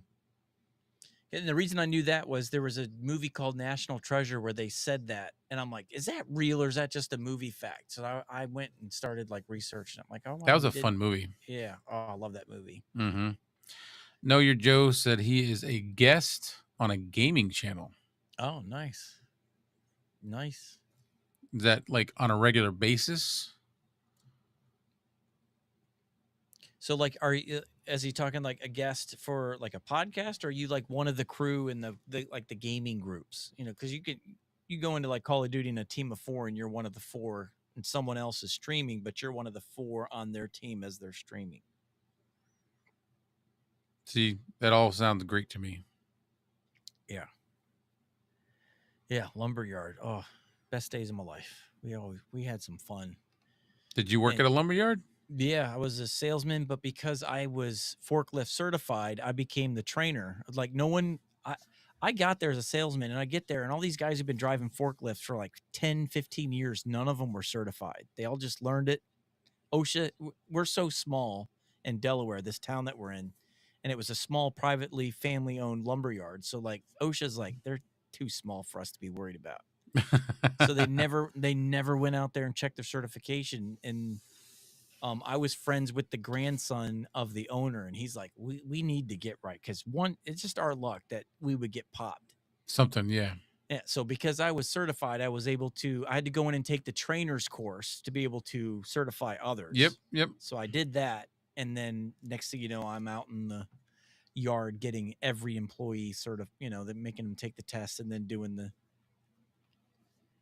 driving test. And we didn't have just the regular factory ones. We had the huge tow motors that could lift, like railroad ties, and those were fun. I didn't work anywhere that had those, but I used to go to a place to pick up some like hardwoods. Yeah. It was a hardwoods place right here, right around the corner. Trying to think of McIlvain was the name of it. But they had these forklifts that had like 2 or 3 steps that you walked up to get into the cabs, and they were closed cabs with glass cabs. And they had air brakes, like big time forklifts. Yeah. But I worked at a lumberyard in Florida when I was 17. I started working at a lumberyard, and then I worked lumberyards up here. I did lumberyard stuff for about 8 years.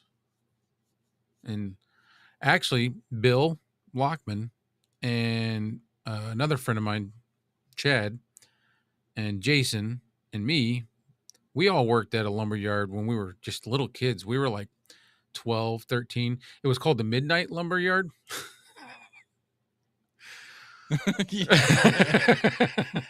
When are you guys open? Oh, we're closed at midnight. No, it was the Midnight Lumberyard because where we lived in Florida was like this big building boom going on.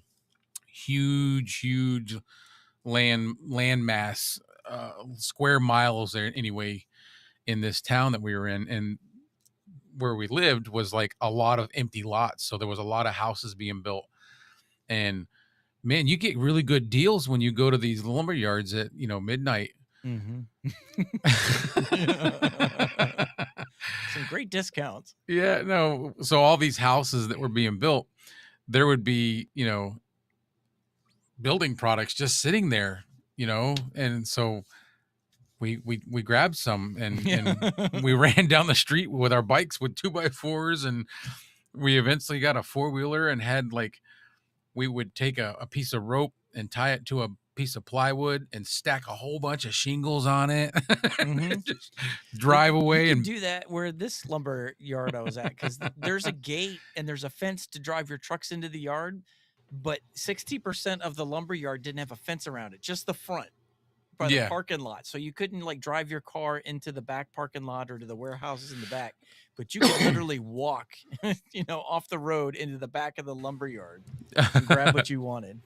Dude, But yeah. we had some of the best forts. Like seriously, we had forts with windows, with shingles, felt like tar paper underneath the Hmm. shingle. Oh, Like, we always broke all kinds of rules on them things too. The yeah. forklifts, because one year our warehouse, one of the warehouses that was our maintenance shop where we maintenanced everything, it burnt down. So we rebuilt it ourselves, and we built this like contraption platform thing and got one of our big forklifts, and we just lifted it up, and we were like, drilling in uh the metal. Trying Yeah. to think of it. But anyways, it was a Fabral metal.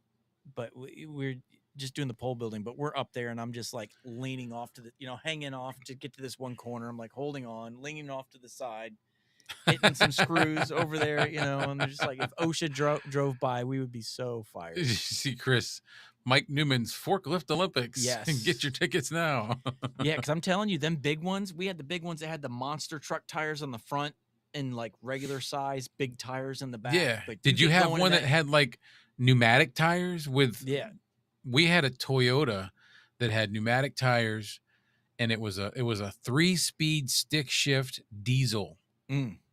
You had to shift gears in this Oh, forklift. oh, Yeah. that sounds like fun. Oh, it was great. We would take, how on the counterweight they have well, this one had two holes. I don't know what they were for, but what we did was we took a couple chunks of closet pole and we cut them short and we stuck them in those holes and then wrapped a rope around it. And during the winter, we would pull each other around the lumberyard like skiing behind it. Wow. Yeah. We were dumb. We did Yeah. stupid stuff. Yeah, definitely. So, Know Your Joe said one of the crew that plays the games pretty much weekly. The viewers don't see my character except when I am in the POV of the guy who has the channel, Yep. although they do hear me. Yep. That's what I thought. Cool. I don't even know nothing about that. The gaming stuff. Mm-hmm. I It's don't tough to know. get everything in there. That's one thing about the Shure MV6 that I loved, because when you download this, it has an app. There's the Shure Motive Mix, which was what with the Shure MV7, but now with this one, it's the Motive Mix Virtual.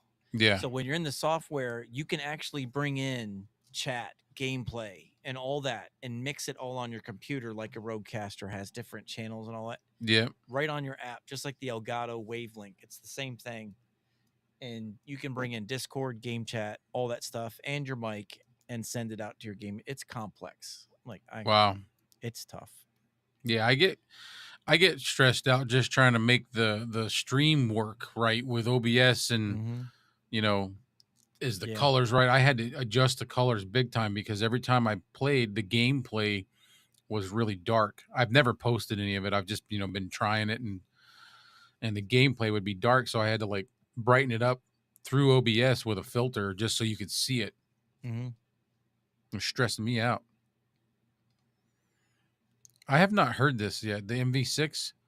Yeah, the app, like, it's $150. Keep holding this up because I put the microphone in my son's room to try and see if he'll test it out for me for gameplay. And it's made out of, it's all metal build, but it looks like plastic, but it's metal. It's all metal. Looks cool. It's a little bit smaller than the SM7B, but it has that profile look to it. I want to hear it. The microphone itself, the headphone monitoring is super thin, like harsh. Oh yeah. Like USB game. It is a USB mic, but it reminds me of a cheaper $30, $40 USB gaming mic. But when I listen to it after I've recorded it, it sounds a lot deeper and more full. But headphone monitoring, it's just, I wish it had some more oomph on it. And you can adjust the tone in the app, but it's just a slider. It's a 1 bar slider, dark, neutral, bright, and you got to go left or right. You can't like, all right, give me some highs and some lows, or take the lows out, give some highs, and like you're one way or the other, and it just leaves a lot to be desired. But I the want to app hear it. is super awesome. I'm not big into the USB mics just because I like using all these Mm-hmm. audio interfaces and the sound that you can get out of it, but I'm still curious. It looks like a Yeah. nice mic. It's I don't have it. It's I think it's in my son's room. I wish I knew what I did with it. But um and it's a short platform. It comes with its own stand. Yep. There we go. Comes with its own stand, but it's only like 5 inches tall. But once you put it on the stand and point it up, it tells you to keep it 6 to 8 inches from your mouth. Don't keep it closer. And they're right. Like it gets really loud. Proximity effect is Real overbearing. sensitive. Yeah. And it's a gamer's mic, so they know you're going to scream, you're going to get excited, so they tell you stay away from it, like 6 to 8 inches, and they're not kidding. Chris goes, plug it in, Mike. Demo it on the stream. I was going to try. His next comment's even funnier. Was He says, plug it in, and we will tell you yeah to plug the fine back in. I learned my lesson. Whenever I'm using this microphone, don't even try to switch to anything else. I don't know what I did with it. Like I just finished the recording segments of it this morning. I see my SM7B over there. I don't know what I did with it. Yeah. But I'll probably post it next week. I got all the clips done, but with all the editing and the Netflix documentary miniseries things I'm doing for the people, it's like I don't know when I'm going to be able to get to editing that thing. And I need to, because I think it's been 3 weeks since I posted a video. I'm going to kill my algorithm if I don't get this done. And that's the other thing that's been keeping me from doing stuff for my YouTube channels is I'm editing a lot of, like, I'm trying to get out and do stuff. Yeah. So I'm doing a lot of that. We're doing a segment called 3 shots, 1 frame. And it's where we take 3 photographers, 1 model, and they all get like a certain time slot, and they got to spin a wheel. It's like a game show. They got to spin a wheel, and it'll tell them what shots they're going to do, what types of photography they're going to do. So they've got to pull that off in the time frame allotted, and basically doing kind of all the same things, but they all got to do it on their own twist. Mm-hmm. Pretty neat. So I'm editing that right now. The first episode, we're trying to get a backlog of like 5 weeks to 6 weeks before we launch in January. Yeah, that's stressful because again, you're following something you're passionate about. In order to be effective at it and do it justice, you're pulling back from your YouTube channel, which kills your algorithm. So you're trying to maintain both, and that's stress. Like to me, that's where I'm stressed out. Like I know I can't. Like I had to say, all right, what can go right now? Well, you know what? If I don't make a video this next month, my life isn't over. No. People are depending on me on these areas. No one's depending on me to make a video. And if I can just do a live stream to make sure people don't miss me, you know, yeah, which is like, I'm thankful we were doing a live stream tonight. Cause like, I haven't done anything in 3-4 weeks. I need to get on here. But, yeah, so it's stressful because I love the editing and all that stuff. Yeah. And that's, like I said, that's kind of what I'm trying to work on projects and keep my stuff going. I haven't started doing anything for the car dealerships, but that's coming. So there's the car dealerships. There's this Quiet Corner TV that we're going to be doing on YouTube. But that's going to be with local businesses. That's money. We're going to be advertising people. And so we're all going to be getting paid for that. Yeah. But we've got to put our work in first. Yeah. I undercharged myself because I was new and I didn't want to, okay, I know my quality is this, but I've never done anything before. I don't want to charge you that right off the bat. So I would do like a 5-minute, social media commercial for somebody, or a 2-minute, and they were paying me $1,000 and I was only charging them $500. But they're like, dude, this is like epic. Love it. Yeah. So I was like, man, this is really good money. I can keep doing this. And they wanted me to keep doing one a month. Like, that's like $1,000 a month for like 1 week of just lockdown, of Yeah. just a couple hours a night for a week, not a full 8-hour So week a shift. grand for a week. Yeah, grand for probably like 12 hours of labor, just over a course of a week with my schedule. Like, I can get this Right, done in a right. week with my schedule, and in 12 hours, I can record it, shoot it, edit it, and package it and give it back to them. And I got $1,000 for it. It's like, I could never find time to do it. And that It's hard. stressed me out. Yeah. That's where I was with. That's why I'm in the situation I'm in now, is because I'm Yeah. like, I'm never going to get to push this if I don't have the time to do it. Yeah. Yeah. So I'm trying. It's just a little scary right now, but I'm trying. Yeah. You're at this point now where you've got one leg on one ledge and one leg on the other ledge, and you've got to decide which way to go, because once you let go, there's no going back to that other one. Right. Yeah. It's going to be 100% this or 100% that. Yeah. And right now you're stuck and they're still drifting apart, and you got to make a choice. I can't really do the splits very well. Yeah, right. So And you're like, all right, fate's telling me I'm going to have to make a decision. Which one do I make? Yeah. So what's he saying? He's talking about mics. I don't know what Bill's wanting to do. If he's wanting to start getting into this stuff, I can help him out. Mm-hmm. I mean, I'm sure any of us can. Kevin was saying about the Road Creator. Yeah, Kevin, thoughts on the Road Creator of the Year rewards? Rich get richer. Yeah, Kevin and I were back and forth that day because we both, I don't know if anybody else got it, but we got emails from Road saying, hey, man, 24 hours, we're making a big release. Like, I got big one, is yeah. coming. Yeah, so we're like, Kevin and I were messaging each other all day, hitting refresh on the site. What is it? What is it? What kind of mic is it? Oh, it was what kind of gear is it? What do you think it is? And it was just, hey, we're doing a Creator of the Year reward show. Submit your content. I'm like, dude, I'm not gonna get, like, 99% of us small guys are like, we're reviewing Fifine K6 99Ds and budget gear. We ain't even touching Rode. The Rode, NT1 5th gen and Rode NTG shotgun mic and Rode Caster 2. It's like major money. So it's like 90% of the stuff, like, I'm literally like, all right, I'm gonna send some stuff in to submit. Okay, I'm a creator. Here's some of my stuff. I had like one Rode video to send them. So were they looking for just Rode videos? No, it was just Creator of the Year. Send your content in, and get it, take a look at it. But like, all my stuff was their competitors, like Earthworks, the good stuff, like stuff that I feel like this could really give me a shot to win it. I'm like, all right, I'm going to send Rode an Earthworks Ethos review, or, the Shure SM7B review, or I don't know what it was. I was like, all I've got is a Rode NT1, and I didn't give it glowing reviews. So no. I can't. Here's my submission. Here, this microphone is not all it's cracked up to be. Yay. Let me win. But yeah, it's like the rich get richer. The people who have the money that review, they're going to win. Like us small guys, small potatoes, that we're just starting out and doing the best we can with what we got.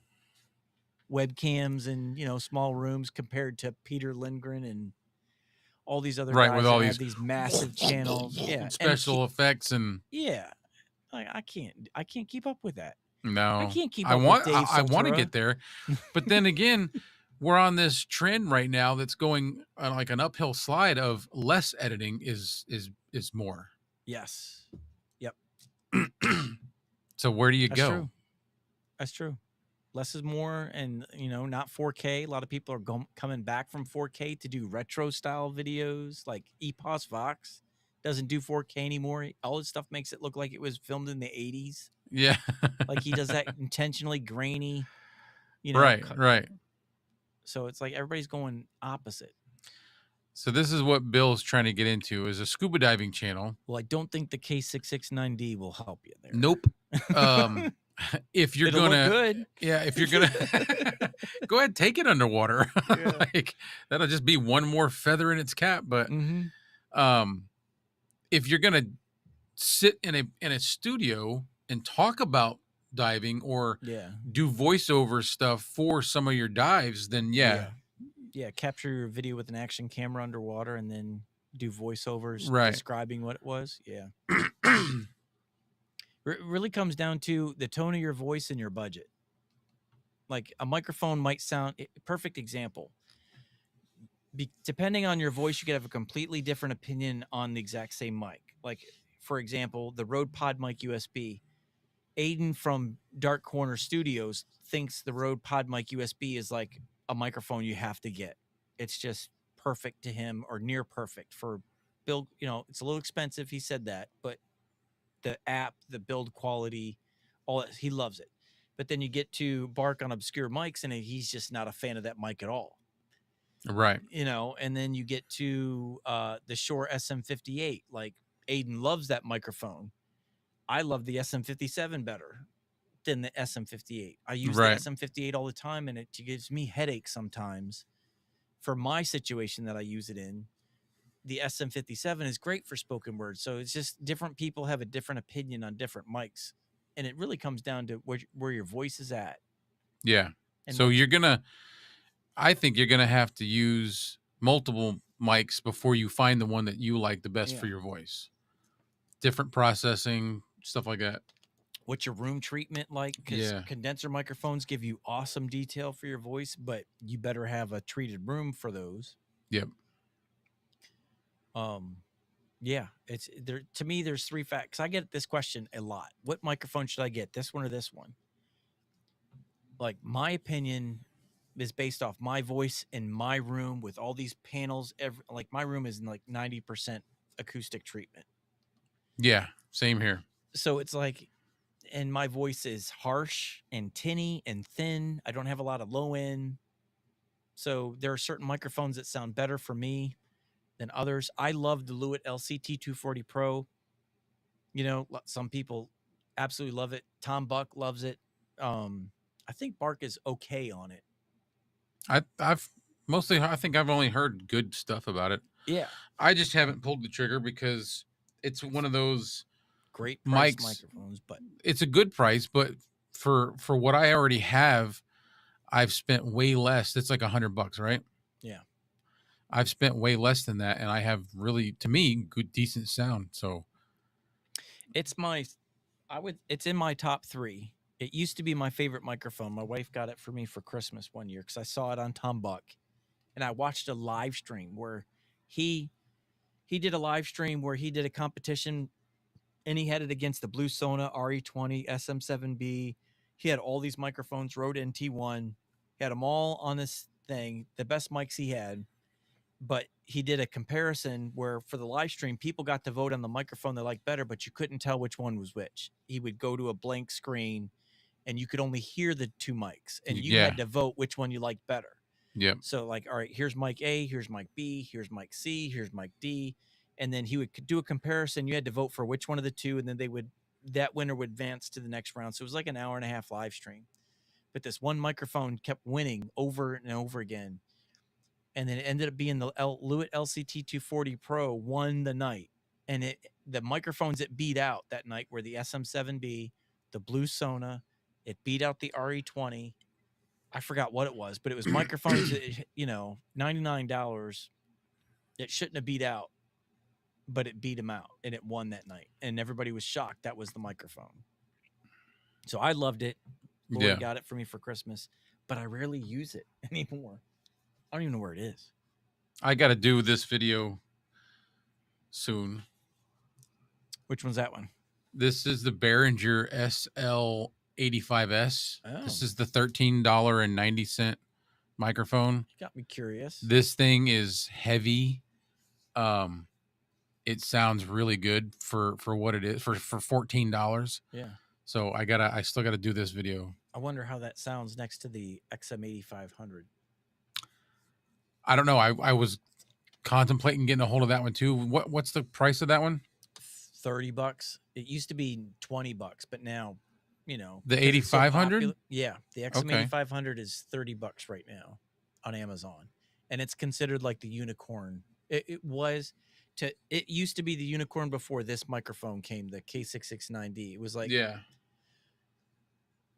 So it used to be up there right with the Shure SM 58. It was thinner, but build quality, it didn't make sense that it was that good. Right. Where is it?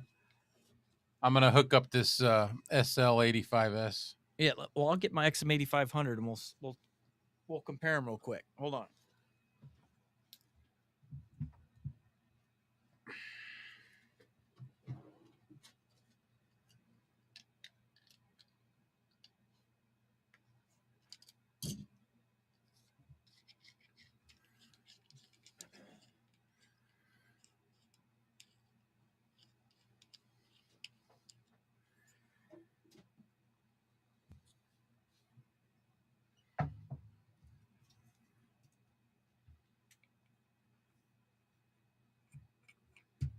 I'm trying to think. For Bill, he's talking about using something out while filming offshore. A Bluetooth mic. I mean, I don't know. I'm thinking no, because of the quality. There's always going to be issues, latency issues with anything that's wireless. Yeah, I don't have Clay's voice. Don't we all? Oh, I forgot that I still had that on there. You're a jerk. What? Your voice. This is the You don't one I was share it. given. I know. You didn't share it. You what? You didn't share it. Yeah. All right. I'm gonna switch over here. Well, let me do Peter Piper picked a pack of pickled peppers. Peter Piper picked a pack of pickled peppers. Peter Piper picked a pack of pickled peppers, and he puts pineapple on his pizza. Yes, Kevin, pineapple on his pizza. All right. This is the XM8500. Oh, processing is on. Turn processing on. Okay. This is a $30 microphone. I think it's 30. Yeah. Let me look here. Amazon. Okay. I'm going to do something real quick.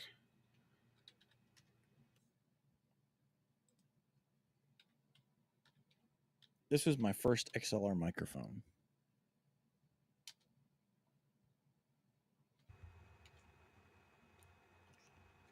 I bought 3 of these for a podcast that never turned into anything. Oh my goodness, why?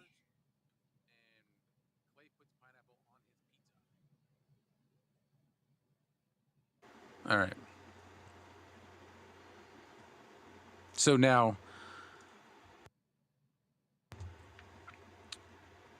this is the SL85S. $13.90. This is now it's $38. Good Lord. This one, I believe, is still. I mean, I'm not really super close to it. I don't want to. I don't have a pop filter for it, and it's bad with plosives. Is it? Yeah. I can't remember what this one is. Peter Piper picked a pack of pickled peppers. Peter Piper picked a pack of pickled peppers. Yeah. But yeah, it's built. Let me go insanely tough. And just double check real quick. And I never was a fan of the handheld look, so that's when I bought the SM7B. See, I don't mind. Printed. Good Lord, I'm running over my cables with my chair. This one is, like I said, Behringer SL85S dynamic cardioid microphone, and it does have an off and on switch. $13.90 still, and that's down from $25. Nice. So, yeah, it's definitely not a K669D, but for $13, $14, yeah, this could be something that Bill starts off with if he's going to be doing anything in a studio for his diving videos. Yeah. Yeah, this is doubled in price. I bought it says here on Amazon I bought it in 2020 and I paid $19 for this in 2020. Now it's $38. Oh wow. Must be in high demand. Yeah, it's crazy. Like handling, it's not bad at all. Let's see. What do we?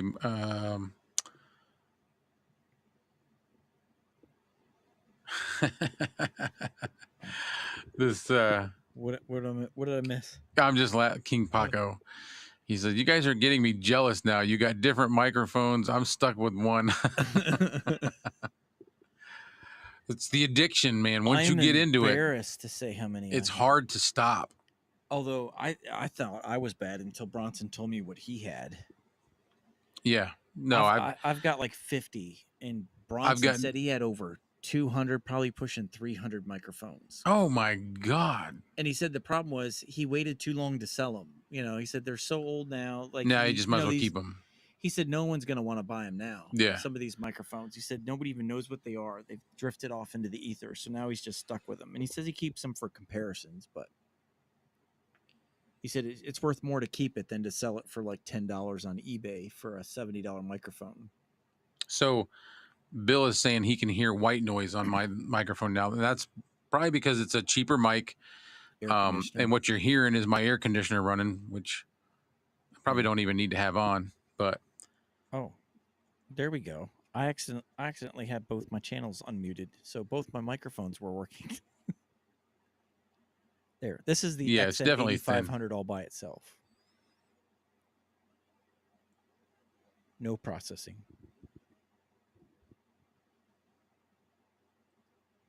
Hey, I got to throw this up real quick. All right. Felix, he said, just got home with it. Oh, did he? Okay. That's awesome.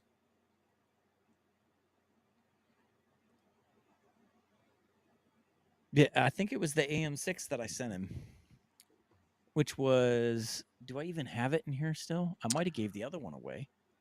Yes, Bill. Your sound, your room treatment is definitely important. If you have horrible audio, you could have the best video in the world and nobody's going to want to watch it or listen to it because they can't stand the sound. Go ahead, put that back up. This is what I sent Felix. This guy. That's the AM6 gamer AM6 by Fine. Yep. And this pop filter just pops right off. Yeah. And it's RGB everywhere. I don't know if I have any. And RGB lots of knobs. Yeah, lots of knobs. It reminds me of like the Halo video game, like just chunky pieces everywhere. Chunky pieces everywhere. I said, like if Master Chief were to start a podcast from Halo, like that's probably what he would go with because it's just so bulky. But yeah, this is the XM8500. If you want to keep some retention, you want to have decent sound and treating your room. You don't want to have a lot of reflective surfaces.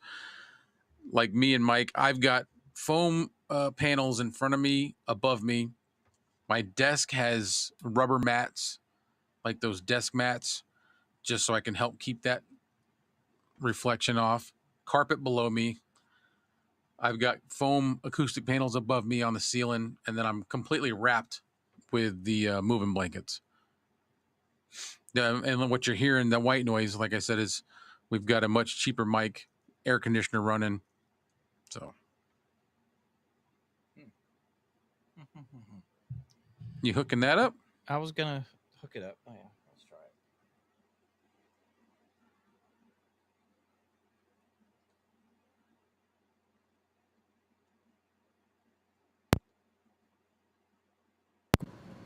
Oh.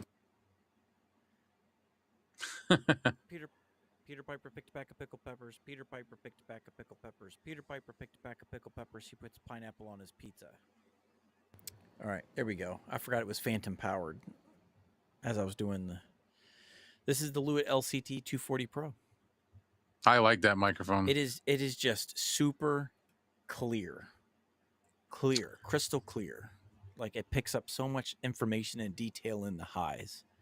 Mm-hmm. This is starting to show up on a lot of podcasts too, because what is good about this one is you can have this like 10, 12 inches from you, and it's still going to give you good audio from 10 inches away. So you don't have to worry about guests that don't stay up on the microphone like the Shure SM7B. They can Right. have a distance, and you can just crank the gain up if you need to. Um, testing 1, 2, 3. Yeah, so you could probably hear my fan noise though, because it's a condenser. Mm, That's with no, no processing, and then this is with radio processing on it. Man, I that's what could I'm on hear. as well. Radio Yeah. processing. King Paco said he's got the Vocaster 2 and a fine XLR USB, the AM8. That's a good combo. Yes. Oh, talking about the AM8, I'm heartbroken right now. Why? What happened? The USB doesn't work anymore. I was Oh trying to. man. I was doing the Shure MV6 review of it or comparison, and I went to plug in USB, and it lights up. I can mute it. RGB kicks on, but nothing goes through to OBS. Huh. Still works in XLR, but you know, first sign of okay, there's $100 microphones, and Shure microphones, and that's the Yep. difference between these. You just don't know how long certain things are going to last before something just quits working on it. Great sound though. Yeah, the AM8's really that's one of the first mics that I had. I mean, I shouldn't say that, but when I started getting into like good mics, that was the first one. Mm-hmm. It's one of my favorite sounding microphones. I just don't like anything else about it. The square look ain't the. I hate the RGB. Square looks okay, but it's just no matter how much you try and tighten it, it's loose, and the handling noise is awful. Yeah, that's the only thing I didn't like. Yeah. Handling noise I didn't care about because I wasn't touching it. Yeah. Yep. But you couldn't, even just the XLR cable on the back Yeah. would swing that thing because the little screws don't tighten up much. Yeah. I'm not sure what if you're starting out on a budget, K6X9D or the Behringer XM8500 or what you got right there. I mean, this is really budget. It don't sound bad. Um, And you have it on you have processing on that? yeah, there's processing on. I'll go ahead and turn it off real quick. This is on radio, and this is with no processing. Almost sounds better. I was gonna say, big It got difference. real quiet, didn't it? Yeah, Like that but white noise. it sounds fuller. It does. Why? I don't know.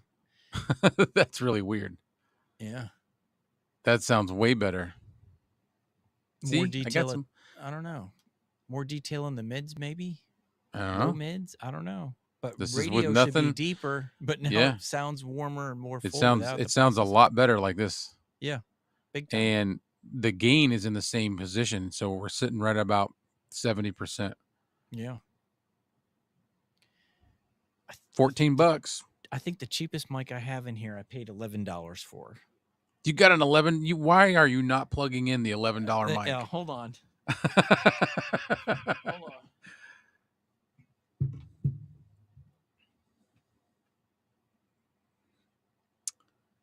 King Paco,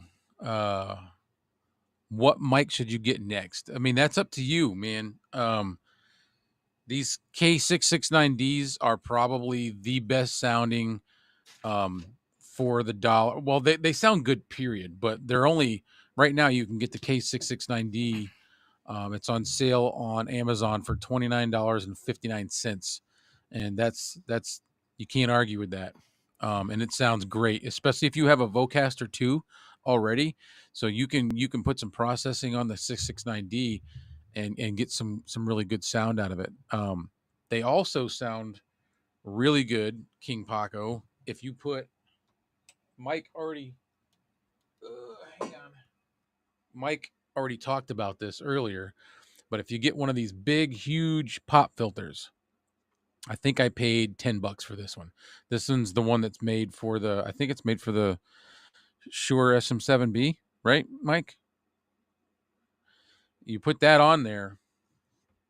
Actually, let me just show you real quick, because I'm on this one still. Now we're back on the 669D, and I'll throw the pop filter on, and you get a totally different sound. Now you don't get to look at the pretty mic, but the sound, it's just warmer, darker. It's really comfortable. it sounds so nice like this. Um, Kevin's mentioning the PD 100, and that's going to be hard for me to not agree with that because that sounds good too. Let's see. Do we want to hear the PD 100?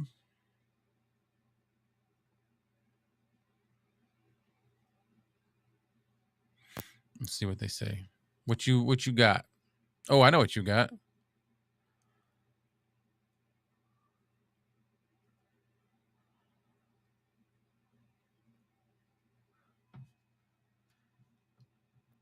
It is soft and smooth. You throw these big things on here, these big pop filters, man.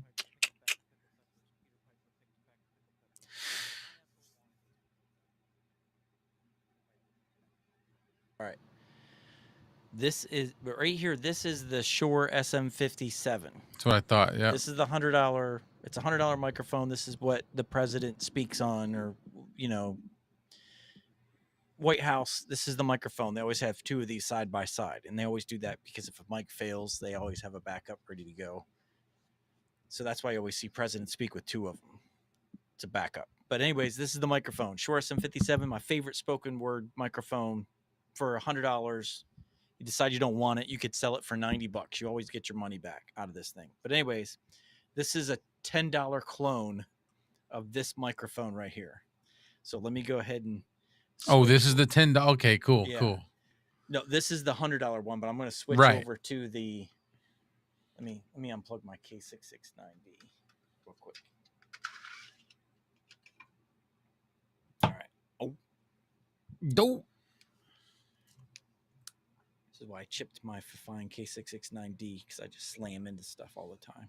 All right, hold on. I'm getting the PD 100 for Know Your Joe said. Let's hear it. Peter Piper picks back pickled peppers and he puts pineapple on his pizza. Peter Piper picks back pickled peppers, puts pineapple on his pizza. All right. And this is the $11 Zramo. What is it? It's the Zramo WM. Zramo. Yeah, the WM57, not the SM57 by Shure. This is the Zramo. The WM57. This is an $11 microphone, no processing on it whatsoever. No pop filter either. Like, I'm going to take this pop filter off and put it on here because plosives are terrible on both these. You might want to give that one a little bit of gain. All right, there we go. Hold on.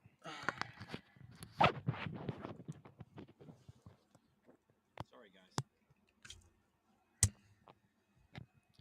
All right. Boosting. Peter Piper picked back pickled peppers. All right. And this is the $11 with a $14 pop filter on it. So even then, dirt cheap. $11 Ramo WM57 microphone. Put That doesn't sound that bad. No. For $11? Nope. And then this is with radio processing on it, which I think makes it worse. Oh. Clean. This is what clean sounds like. Peter Piper picked a pack of pickled peppers. This is warm. Zramo WM57 in warm. And bright. This is what it sounds like in bright mode. The Zramo WM57 and what it sounds like with nothing on it. I think this sounds better with no processing on it. Same with your mic. Somehow we're talking about how to handle stress and we're playing with microphones. Is this what we've come to? Do you know what we're doing, though? This is how we handle stress. We're handling our stress. Yeah, we're playing with toys. That's exactly what we're doing. So this is the SM58, which is the other famous $99 one. And then I have the SM58 by Imperial. The Imperial SM58 versus the Shure SM58. This is also an $11 microphone. So I'll test these out next. Okay. So currently we're listening to the Behringer SL85S. I'll switch over to the Maono PD100.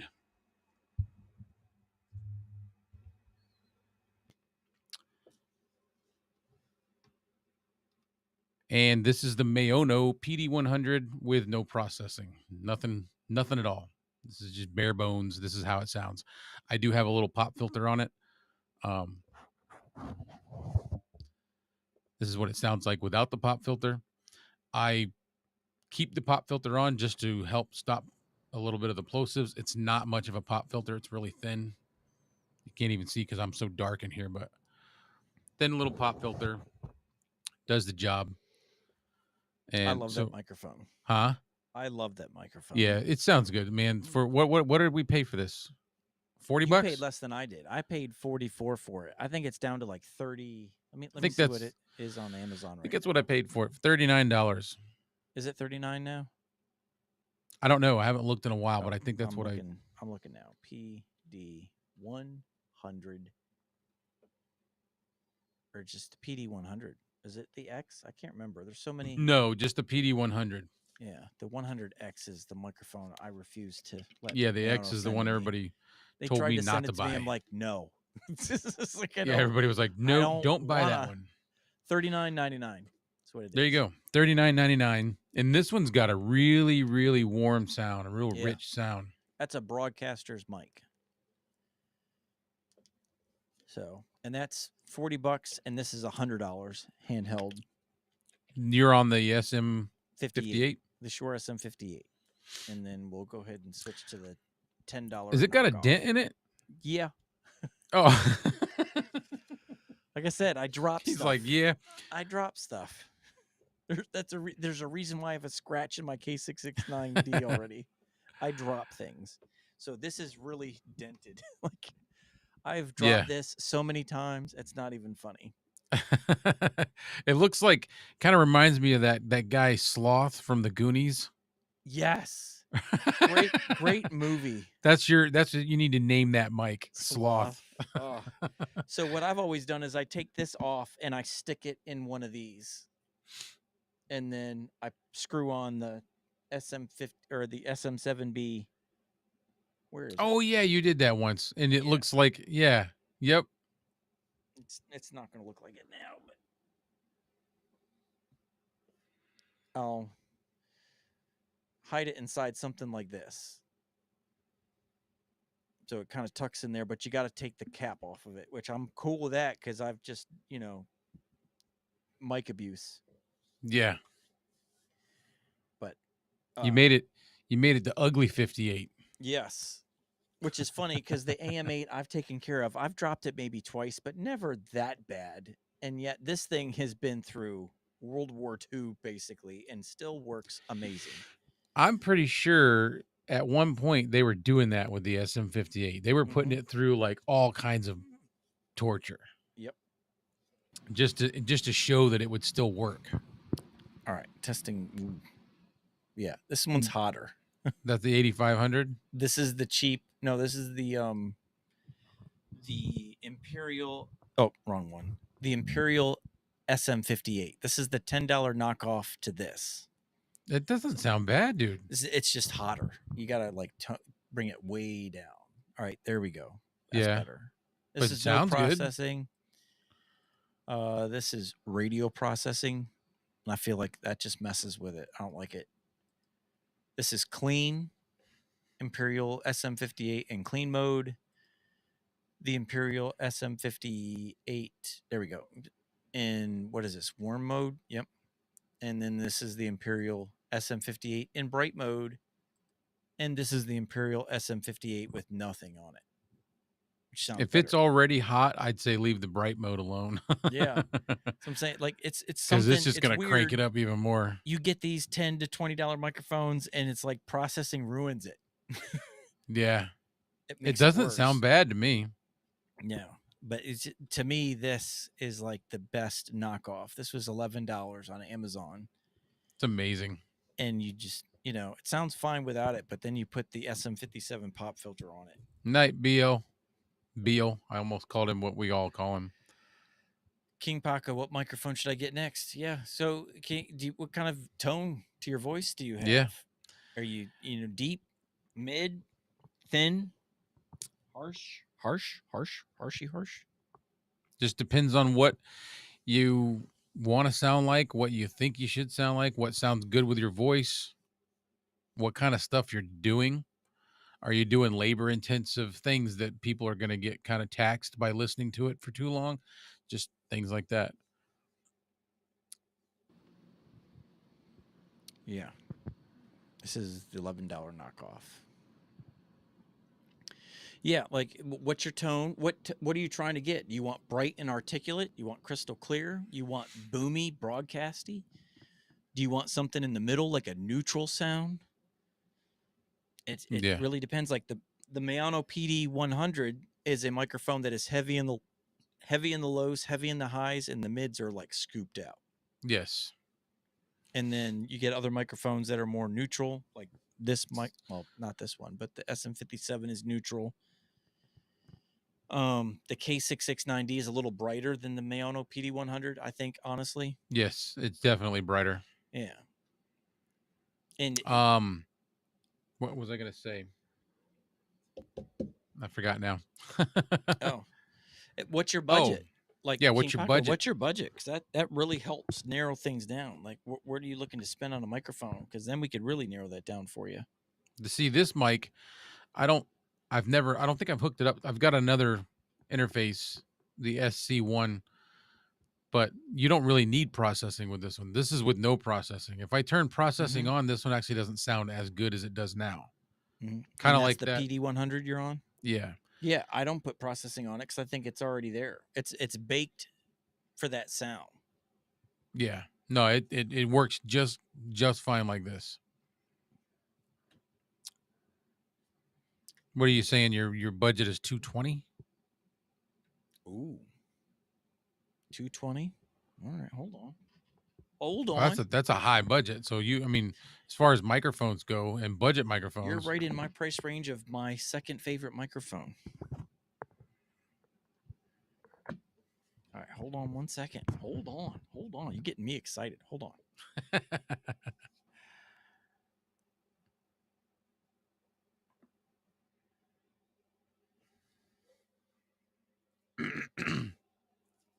this next one he's hooking up, King Paco, is a really good um, handheld mic. Has like really good off axis rejection.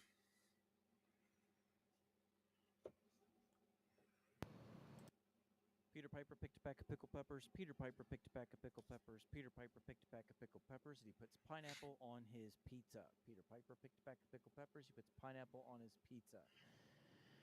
All right. This is the SR117 by Earthworks.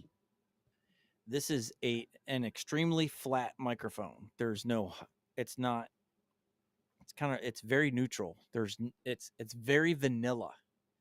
So Yeah. it's not overly boomy. There's no high. It's just right down the line. So you can mold and manipulate this microphone however you want. You don't have to overcome anything that's too strong. So if you turn processing on, this is what it sounds like with radio. This is what it sounds like when it's in bright mode. And Big again, difference. you can't be right up on it either No. because it's just the proximity effect is crazy.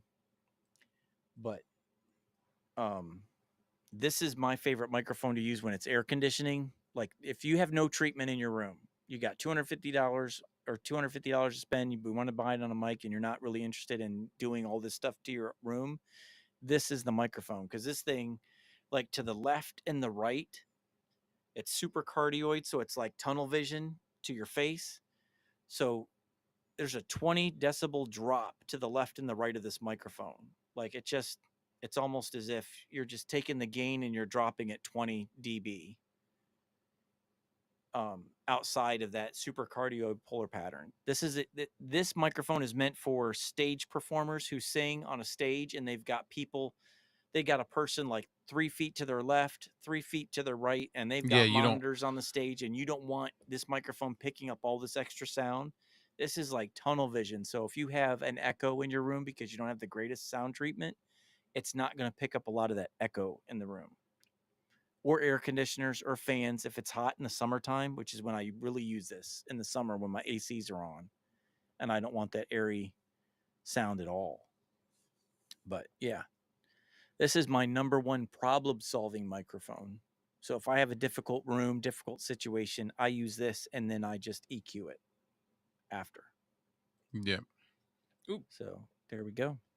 He's been asking a lot about the Rode Pod mic, Got that too. Want me to try it? the USB. The pod mic USB or the regular?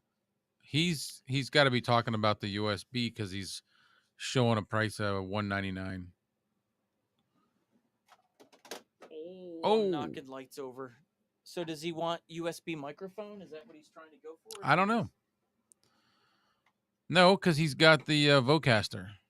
Oh, well, I'll tell you right now. If you have the Vocaster, and you have XLR, there's minuscule, minor difference between the $99 pod mic and the $199 pod mic USB. It's literally the USB, but you're paying the $200 for the app that gives you like processing power to the extreme in USB But mode. see, because it's a USB mic, that's why they're offering that app, that companion app, so Right. you can EQ.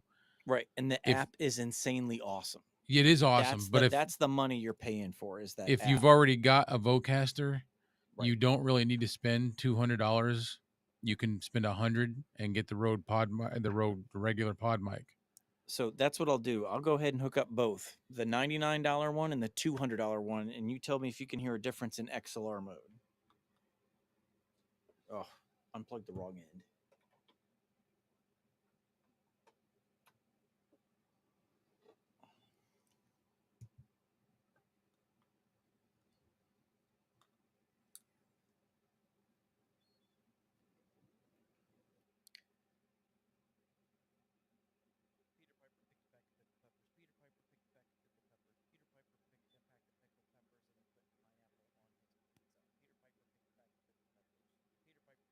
Pickle peppers. There we go.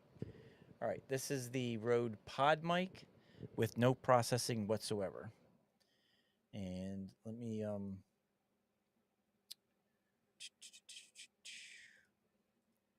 right, so this is the Rode Pod mic, and let me plug in the Rode Pod mic USB, which is $200.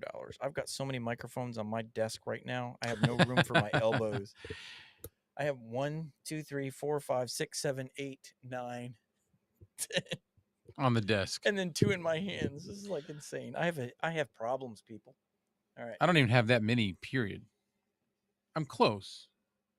Peter Piper picked back a pickle peppers. Peter Piper picked back a pickle peppers. Peter Piper picked back pickle peppers. He puts pineapple on his pizza. Peter Piper picks back a pickle peppers. He puts pineapple on his pizza. All right. Give them both a little bit of a bump. All right. So this is the $200 Rode Pod Mic USB. $100 Pod Mic USB. Sounds exactly the same.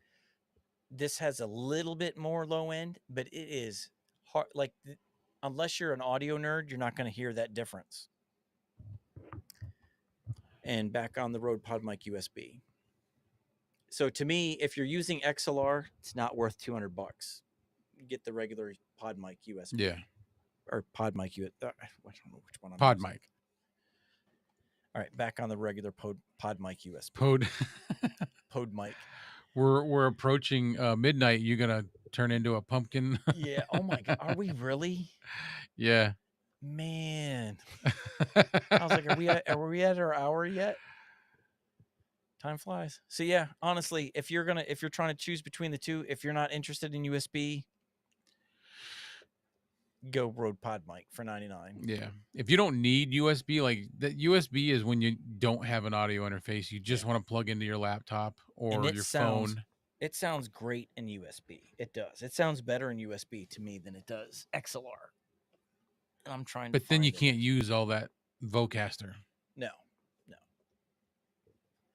So, yep. Overkill. That's what I $200. do. I'm actually on the lookout for a cheap buy on a pod mic. That's what I did with this one. There's a dent on the front.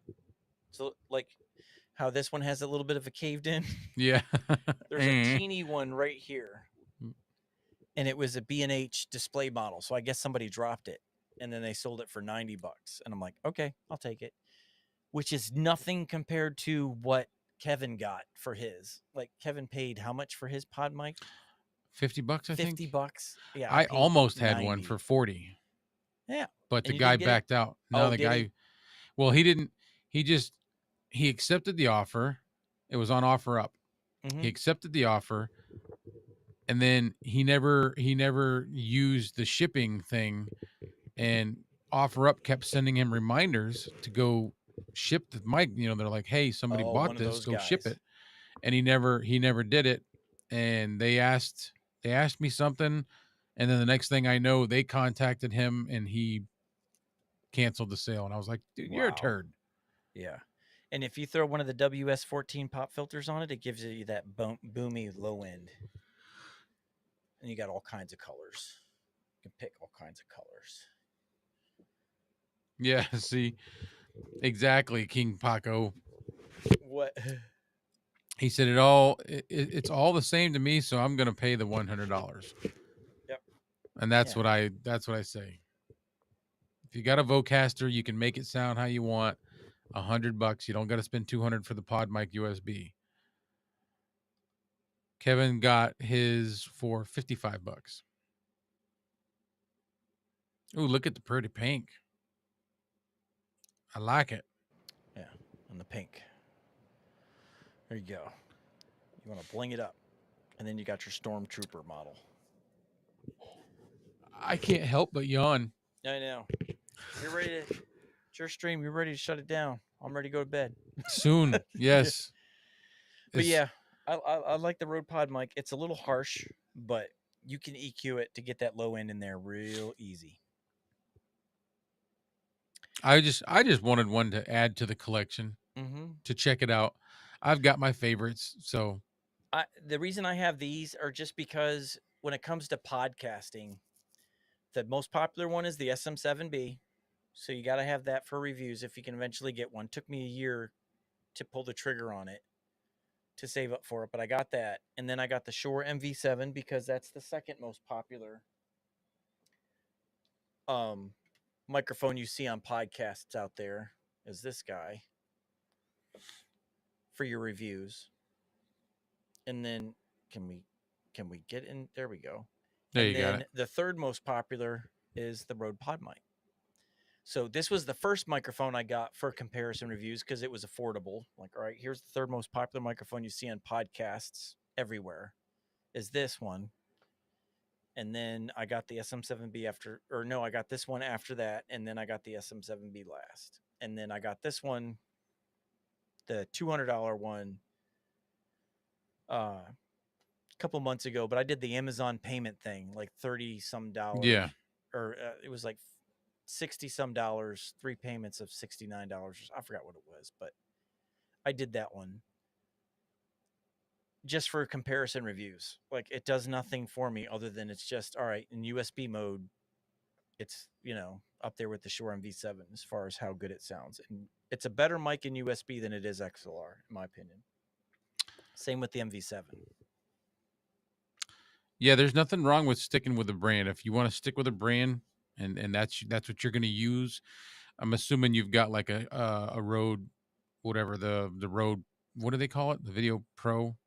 Video mic go to? Yeah, there's Or, there's a couple different ones. The little mini shotgun mics that you can yep. mount on camera. That Yeah. must be what he's using on his camera. You got the Video Micro, the Rode Video Micro, and then you've got um, the Rode Video Mic Go 2, which is right up here. Let me try and get this off if I don't drop it.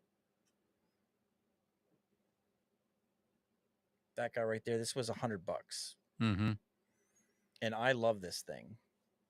I use this all the time for my talking headshots for the church, like our announcement videos, and I There's don't want a another microphone in one my face. that's bigger. That's the same. The Rode. Yeah, NTG. They have the No, Rode. it's a shotgun mic that Yeah, goes it's on. Oh, they is have it an the NTG? yeah they have the Rode Micro. Um, then they have the Rode Video Mic Go 2. Then they have the Rode Video Mic Go, which is an older one, and then they have the Rode NTG series, which is like the NTG 1, 2, 3, 4, and 5.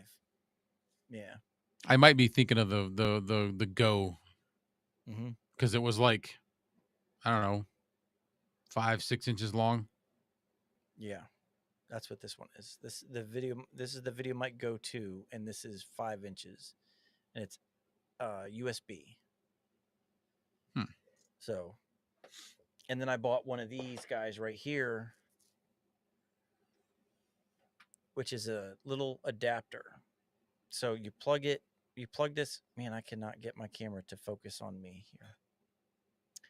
It's a little XLR adapter. So you plug your 3.5 millimeter cable in one end, and then it's an XLR on the other. And now you can plug it in and use it as an XLR microphone. Oh, nice. Yeah. So I got that. So I'll use it like that. I'm going to have so much cleanup to do on my desk. I don't think I have any microphones left. They love their branding too much. Rode, yes. Rode everything. Rode everywhere. They're Velcro straps. They love themselves some Rode stuff. Tiny 2 Light, Yes. $161. Yep. And the Obsbot is sending me the Meet 4K2. It's a Is new that the little square one? Yeah, different colors. They're supposed to be sending me that one, but they Yeah. told me I didn't have to make a review of it. They were just sending me to just to make a mention of it for Amazon Prime Day deals. So there you go. That's a hint, y'all, for watching the live stream, that I guess they're going to go give you a Prime Day deal on those. So they just sent me one to just kind of throw up on screen and say, hey, this is on sale. I don't have to make a review of it. Nice. So I'm going to be using that one. I'm trying. I'm getting there. Are you trying to clear out the chats? No, that's done. Oh. I'm trying to get to the point where they're just sending me stuff. Yeah, I've been fortunate. Like last couple stuff, it's like, don't have to make a review of it. Here you go. Let us know what you think. Cool. Well, I got an email from somebody that wants a review, but they want a what they say, an unbiased, honest review. Good. And it's the first time anybody has ever reached out to me. I didn't ask them. Good. And What it's company? What company was it, or did you it's not Cam Duck. They're a Chinese company, I'm pretty sure, and they make nanny cams. Oh, okay. So I told them yes, and they're sending it out. What was the webcam that Kevin was using last night? That was a nice looking. That thing's $40. crazy, right? That's like the fine K669D of webcam. Yeah, like it looks. I mean, it's a webcam, but it looks really good for $38. Right. Yeah. Like it looks better than my Anchor yeah. $50 Power Conference 200. Yeah. What is it called again? I can't think of the Rockwell RC Rock something, 108 yeah. or something. Rock, yeah. They sent me an email a couple months back saying, "Hey, we never get any. Some of us passionate smaller companies never get any love. Would you like to do a review for us?" And I'm like, "No." No. I was like, $40 webcam, Rockware. No. Yeah, I was like, $40, no, thank you. And then I saw Kevin's review. I was like, all right, I might have to email him back. It's just like, okay. Remember I said no earlier? I meant thought. yes. I don't know what Yeah. I'm so sorry about that typo. Yeah. I thought you were like Elgato trying to send me some $300 webcam. No, yours, sure. Yeah, absolutely. Yeah. Try something. Got to butter That's them funny. up. Well, yeah, I think we're good for the night. I mean, Yeah. everybody's kind of slowing down. I'm getting tired, so I'm slowed down. I'm done. Toast. I ain't gonna lie. My eyes are so dry. Yeah.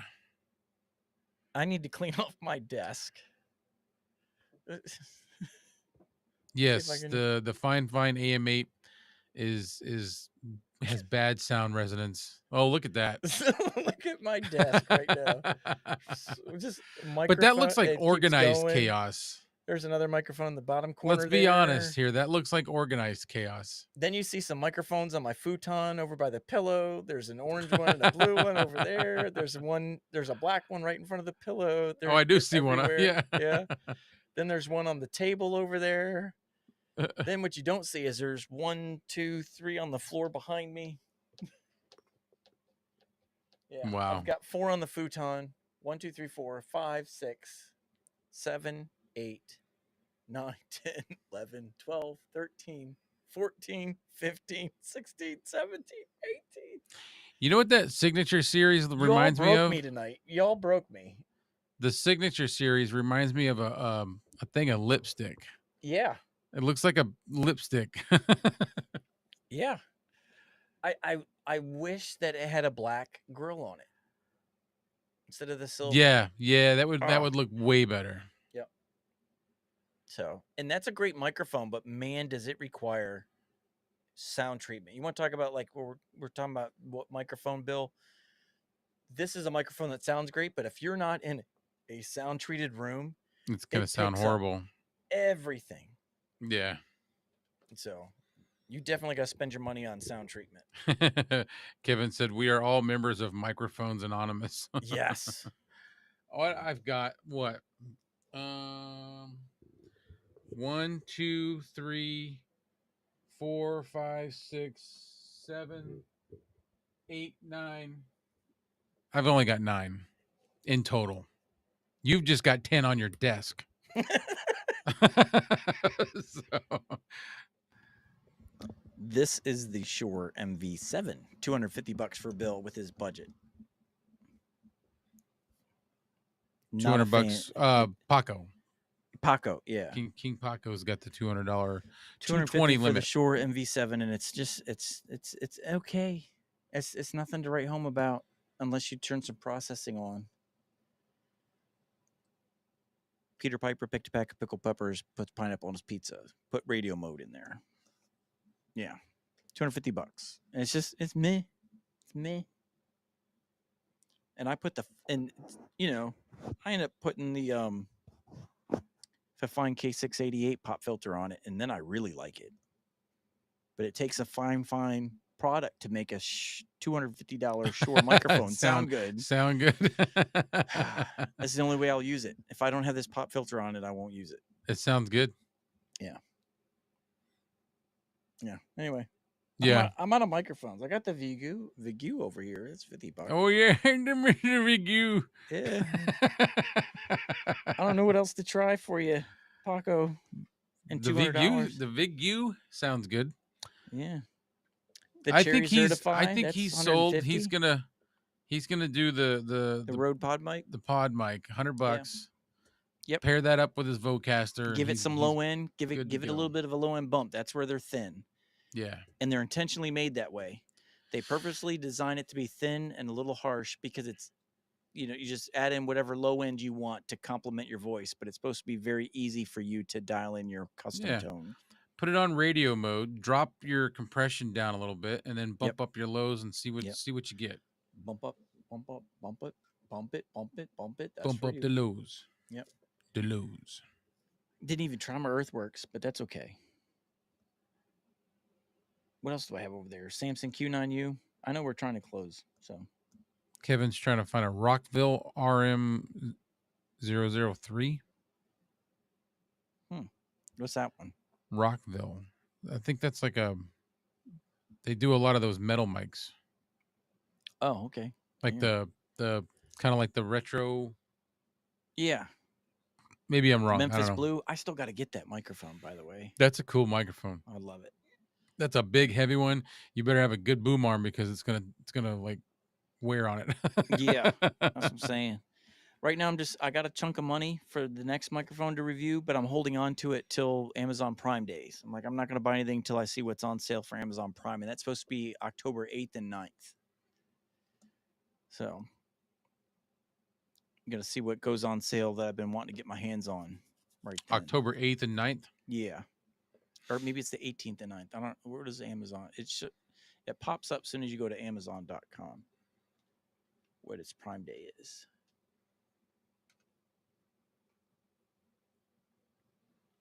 Prime Day big deals, October 8th and 9th. Yep. Big deals days. So I'm going to see what microphone goes on sale. I'm hoping the SE41's one of them. I want it. Oh, the Rockville is a lollipop mic. Those, the ones that have the little round, the capsule Oh, up at the top, and then like the yeah. stem. Yeah, like the old um Yeah. 1960s gaming shows Yeah. kind of mic. Yep. Yeah. Bob Barker microphone from The Price is Right. I don't know. He always had that long, skinny thing, Yeah. that little. Yeah. That's what I was thinking of for the Rockwell. It's like, is that what? I don't know. No, like they have like a thick base to them, and then there's like a little stem, like a neck, and then the capsule is inverted or I don't know what you want to call it. It's not flat. It's like facing you, almost like a condenser. How do you spell it? Rockville, Well, Rockville. I got Rockwell. I'm trying to figure out Rockville, what this looks like before we sign off. Shine Rockville. off. What did he I'm so say? tired. Oh, okay. Yeah. One of these. Let's see.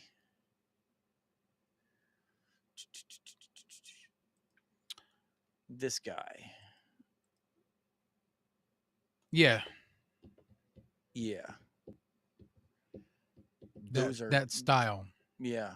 I forgot what microphone is. It's designed like that. That voiceover guys love. It's like a $2,000 microphone.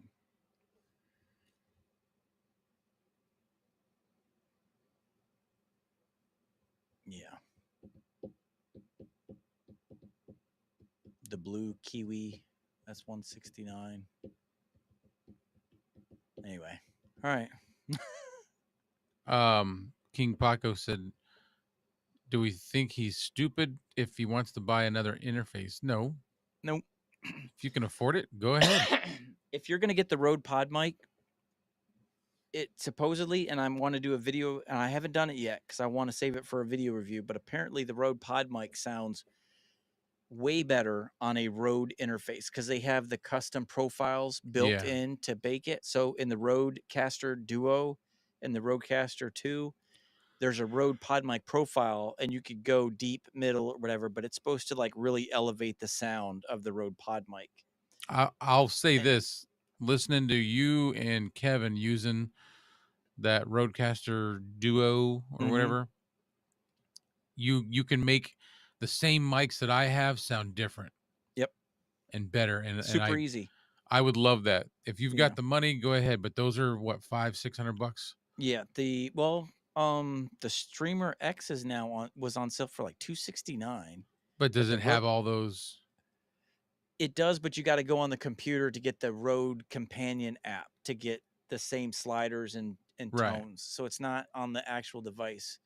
But the Rodecaster Duo is, I think it's $400 now. I'm not sure. I just bought the Rode or the Zoom PodTrack P8 interface for my other live stream, Mm, and that was $500. But it has 6 XLR inputs, so I can have 5 guests plus have a mix minus channel. Yeah, $479, brand new. You can get them used at a good price too. yeah. So, uh, I'm out of steam. dude, I was done a while ago. I'm out Powering of steam, through. and the questions keep coming. I know. But I'm gonna have to shut it down and tell you guys thanks. How And many comment? 82 comments is what I yeah, see on my screen. 82. You where guys do you are see that? beasts. Awesome beast. Not in a bad way, good way. Like you guys are champs, man. Where do you see that though? For under my comments, I have 82 that I haven't clicked on. Oh, it shows you that? I don't see that. Yeah. Now that I scrolled through them all, they're gone. So I had 82 that I hadn't looked at on my screen. Oh, so it only shows you that when What you I haven't, haven't looked at, yeah. because I don't see. Yeah, you've stayed on top of it on your end, but I walked away 82 comments ago. I know you're Joe, and the hits just keep Keep coming. on coming. They do. The only problem is I'm just like I'm out. Yeah. Bart did say in his video that that he's got it there and he's getting ready to send it to you. So that must mean he must have reviewed it. He just hasn't edited it yet. Oh, you sent that The Memphis Blue to him. I sent oh, him no that and kidding. the K669D together. But he didn't know he was getting the K669D. I just said, "Hey, I'm sending you the Memphis Blue." Because I reached out. I said, "Hey, Chris, wanted to know if you were interested in reviewing it. If so," he said, "just to send it to you and then you send it to him. Do you want to do that?" He's like, "Oh, absolutely. Thank you. You guys are Cool. awesome. Appreciate it." So I sent it to him and then I surprised him with the K669D, the red one. And I just said, "Hey, since you're the guy that technically discovered this one for all of us, Here you go. here you go.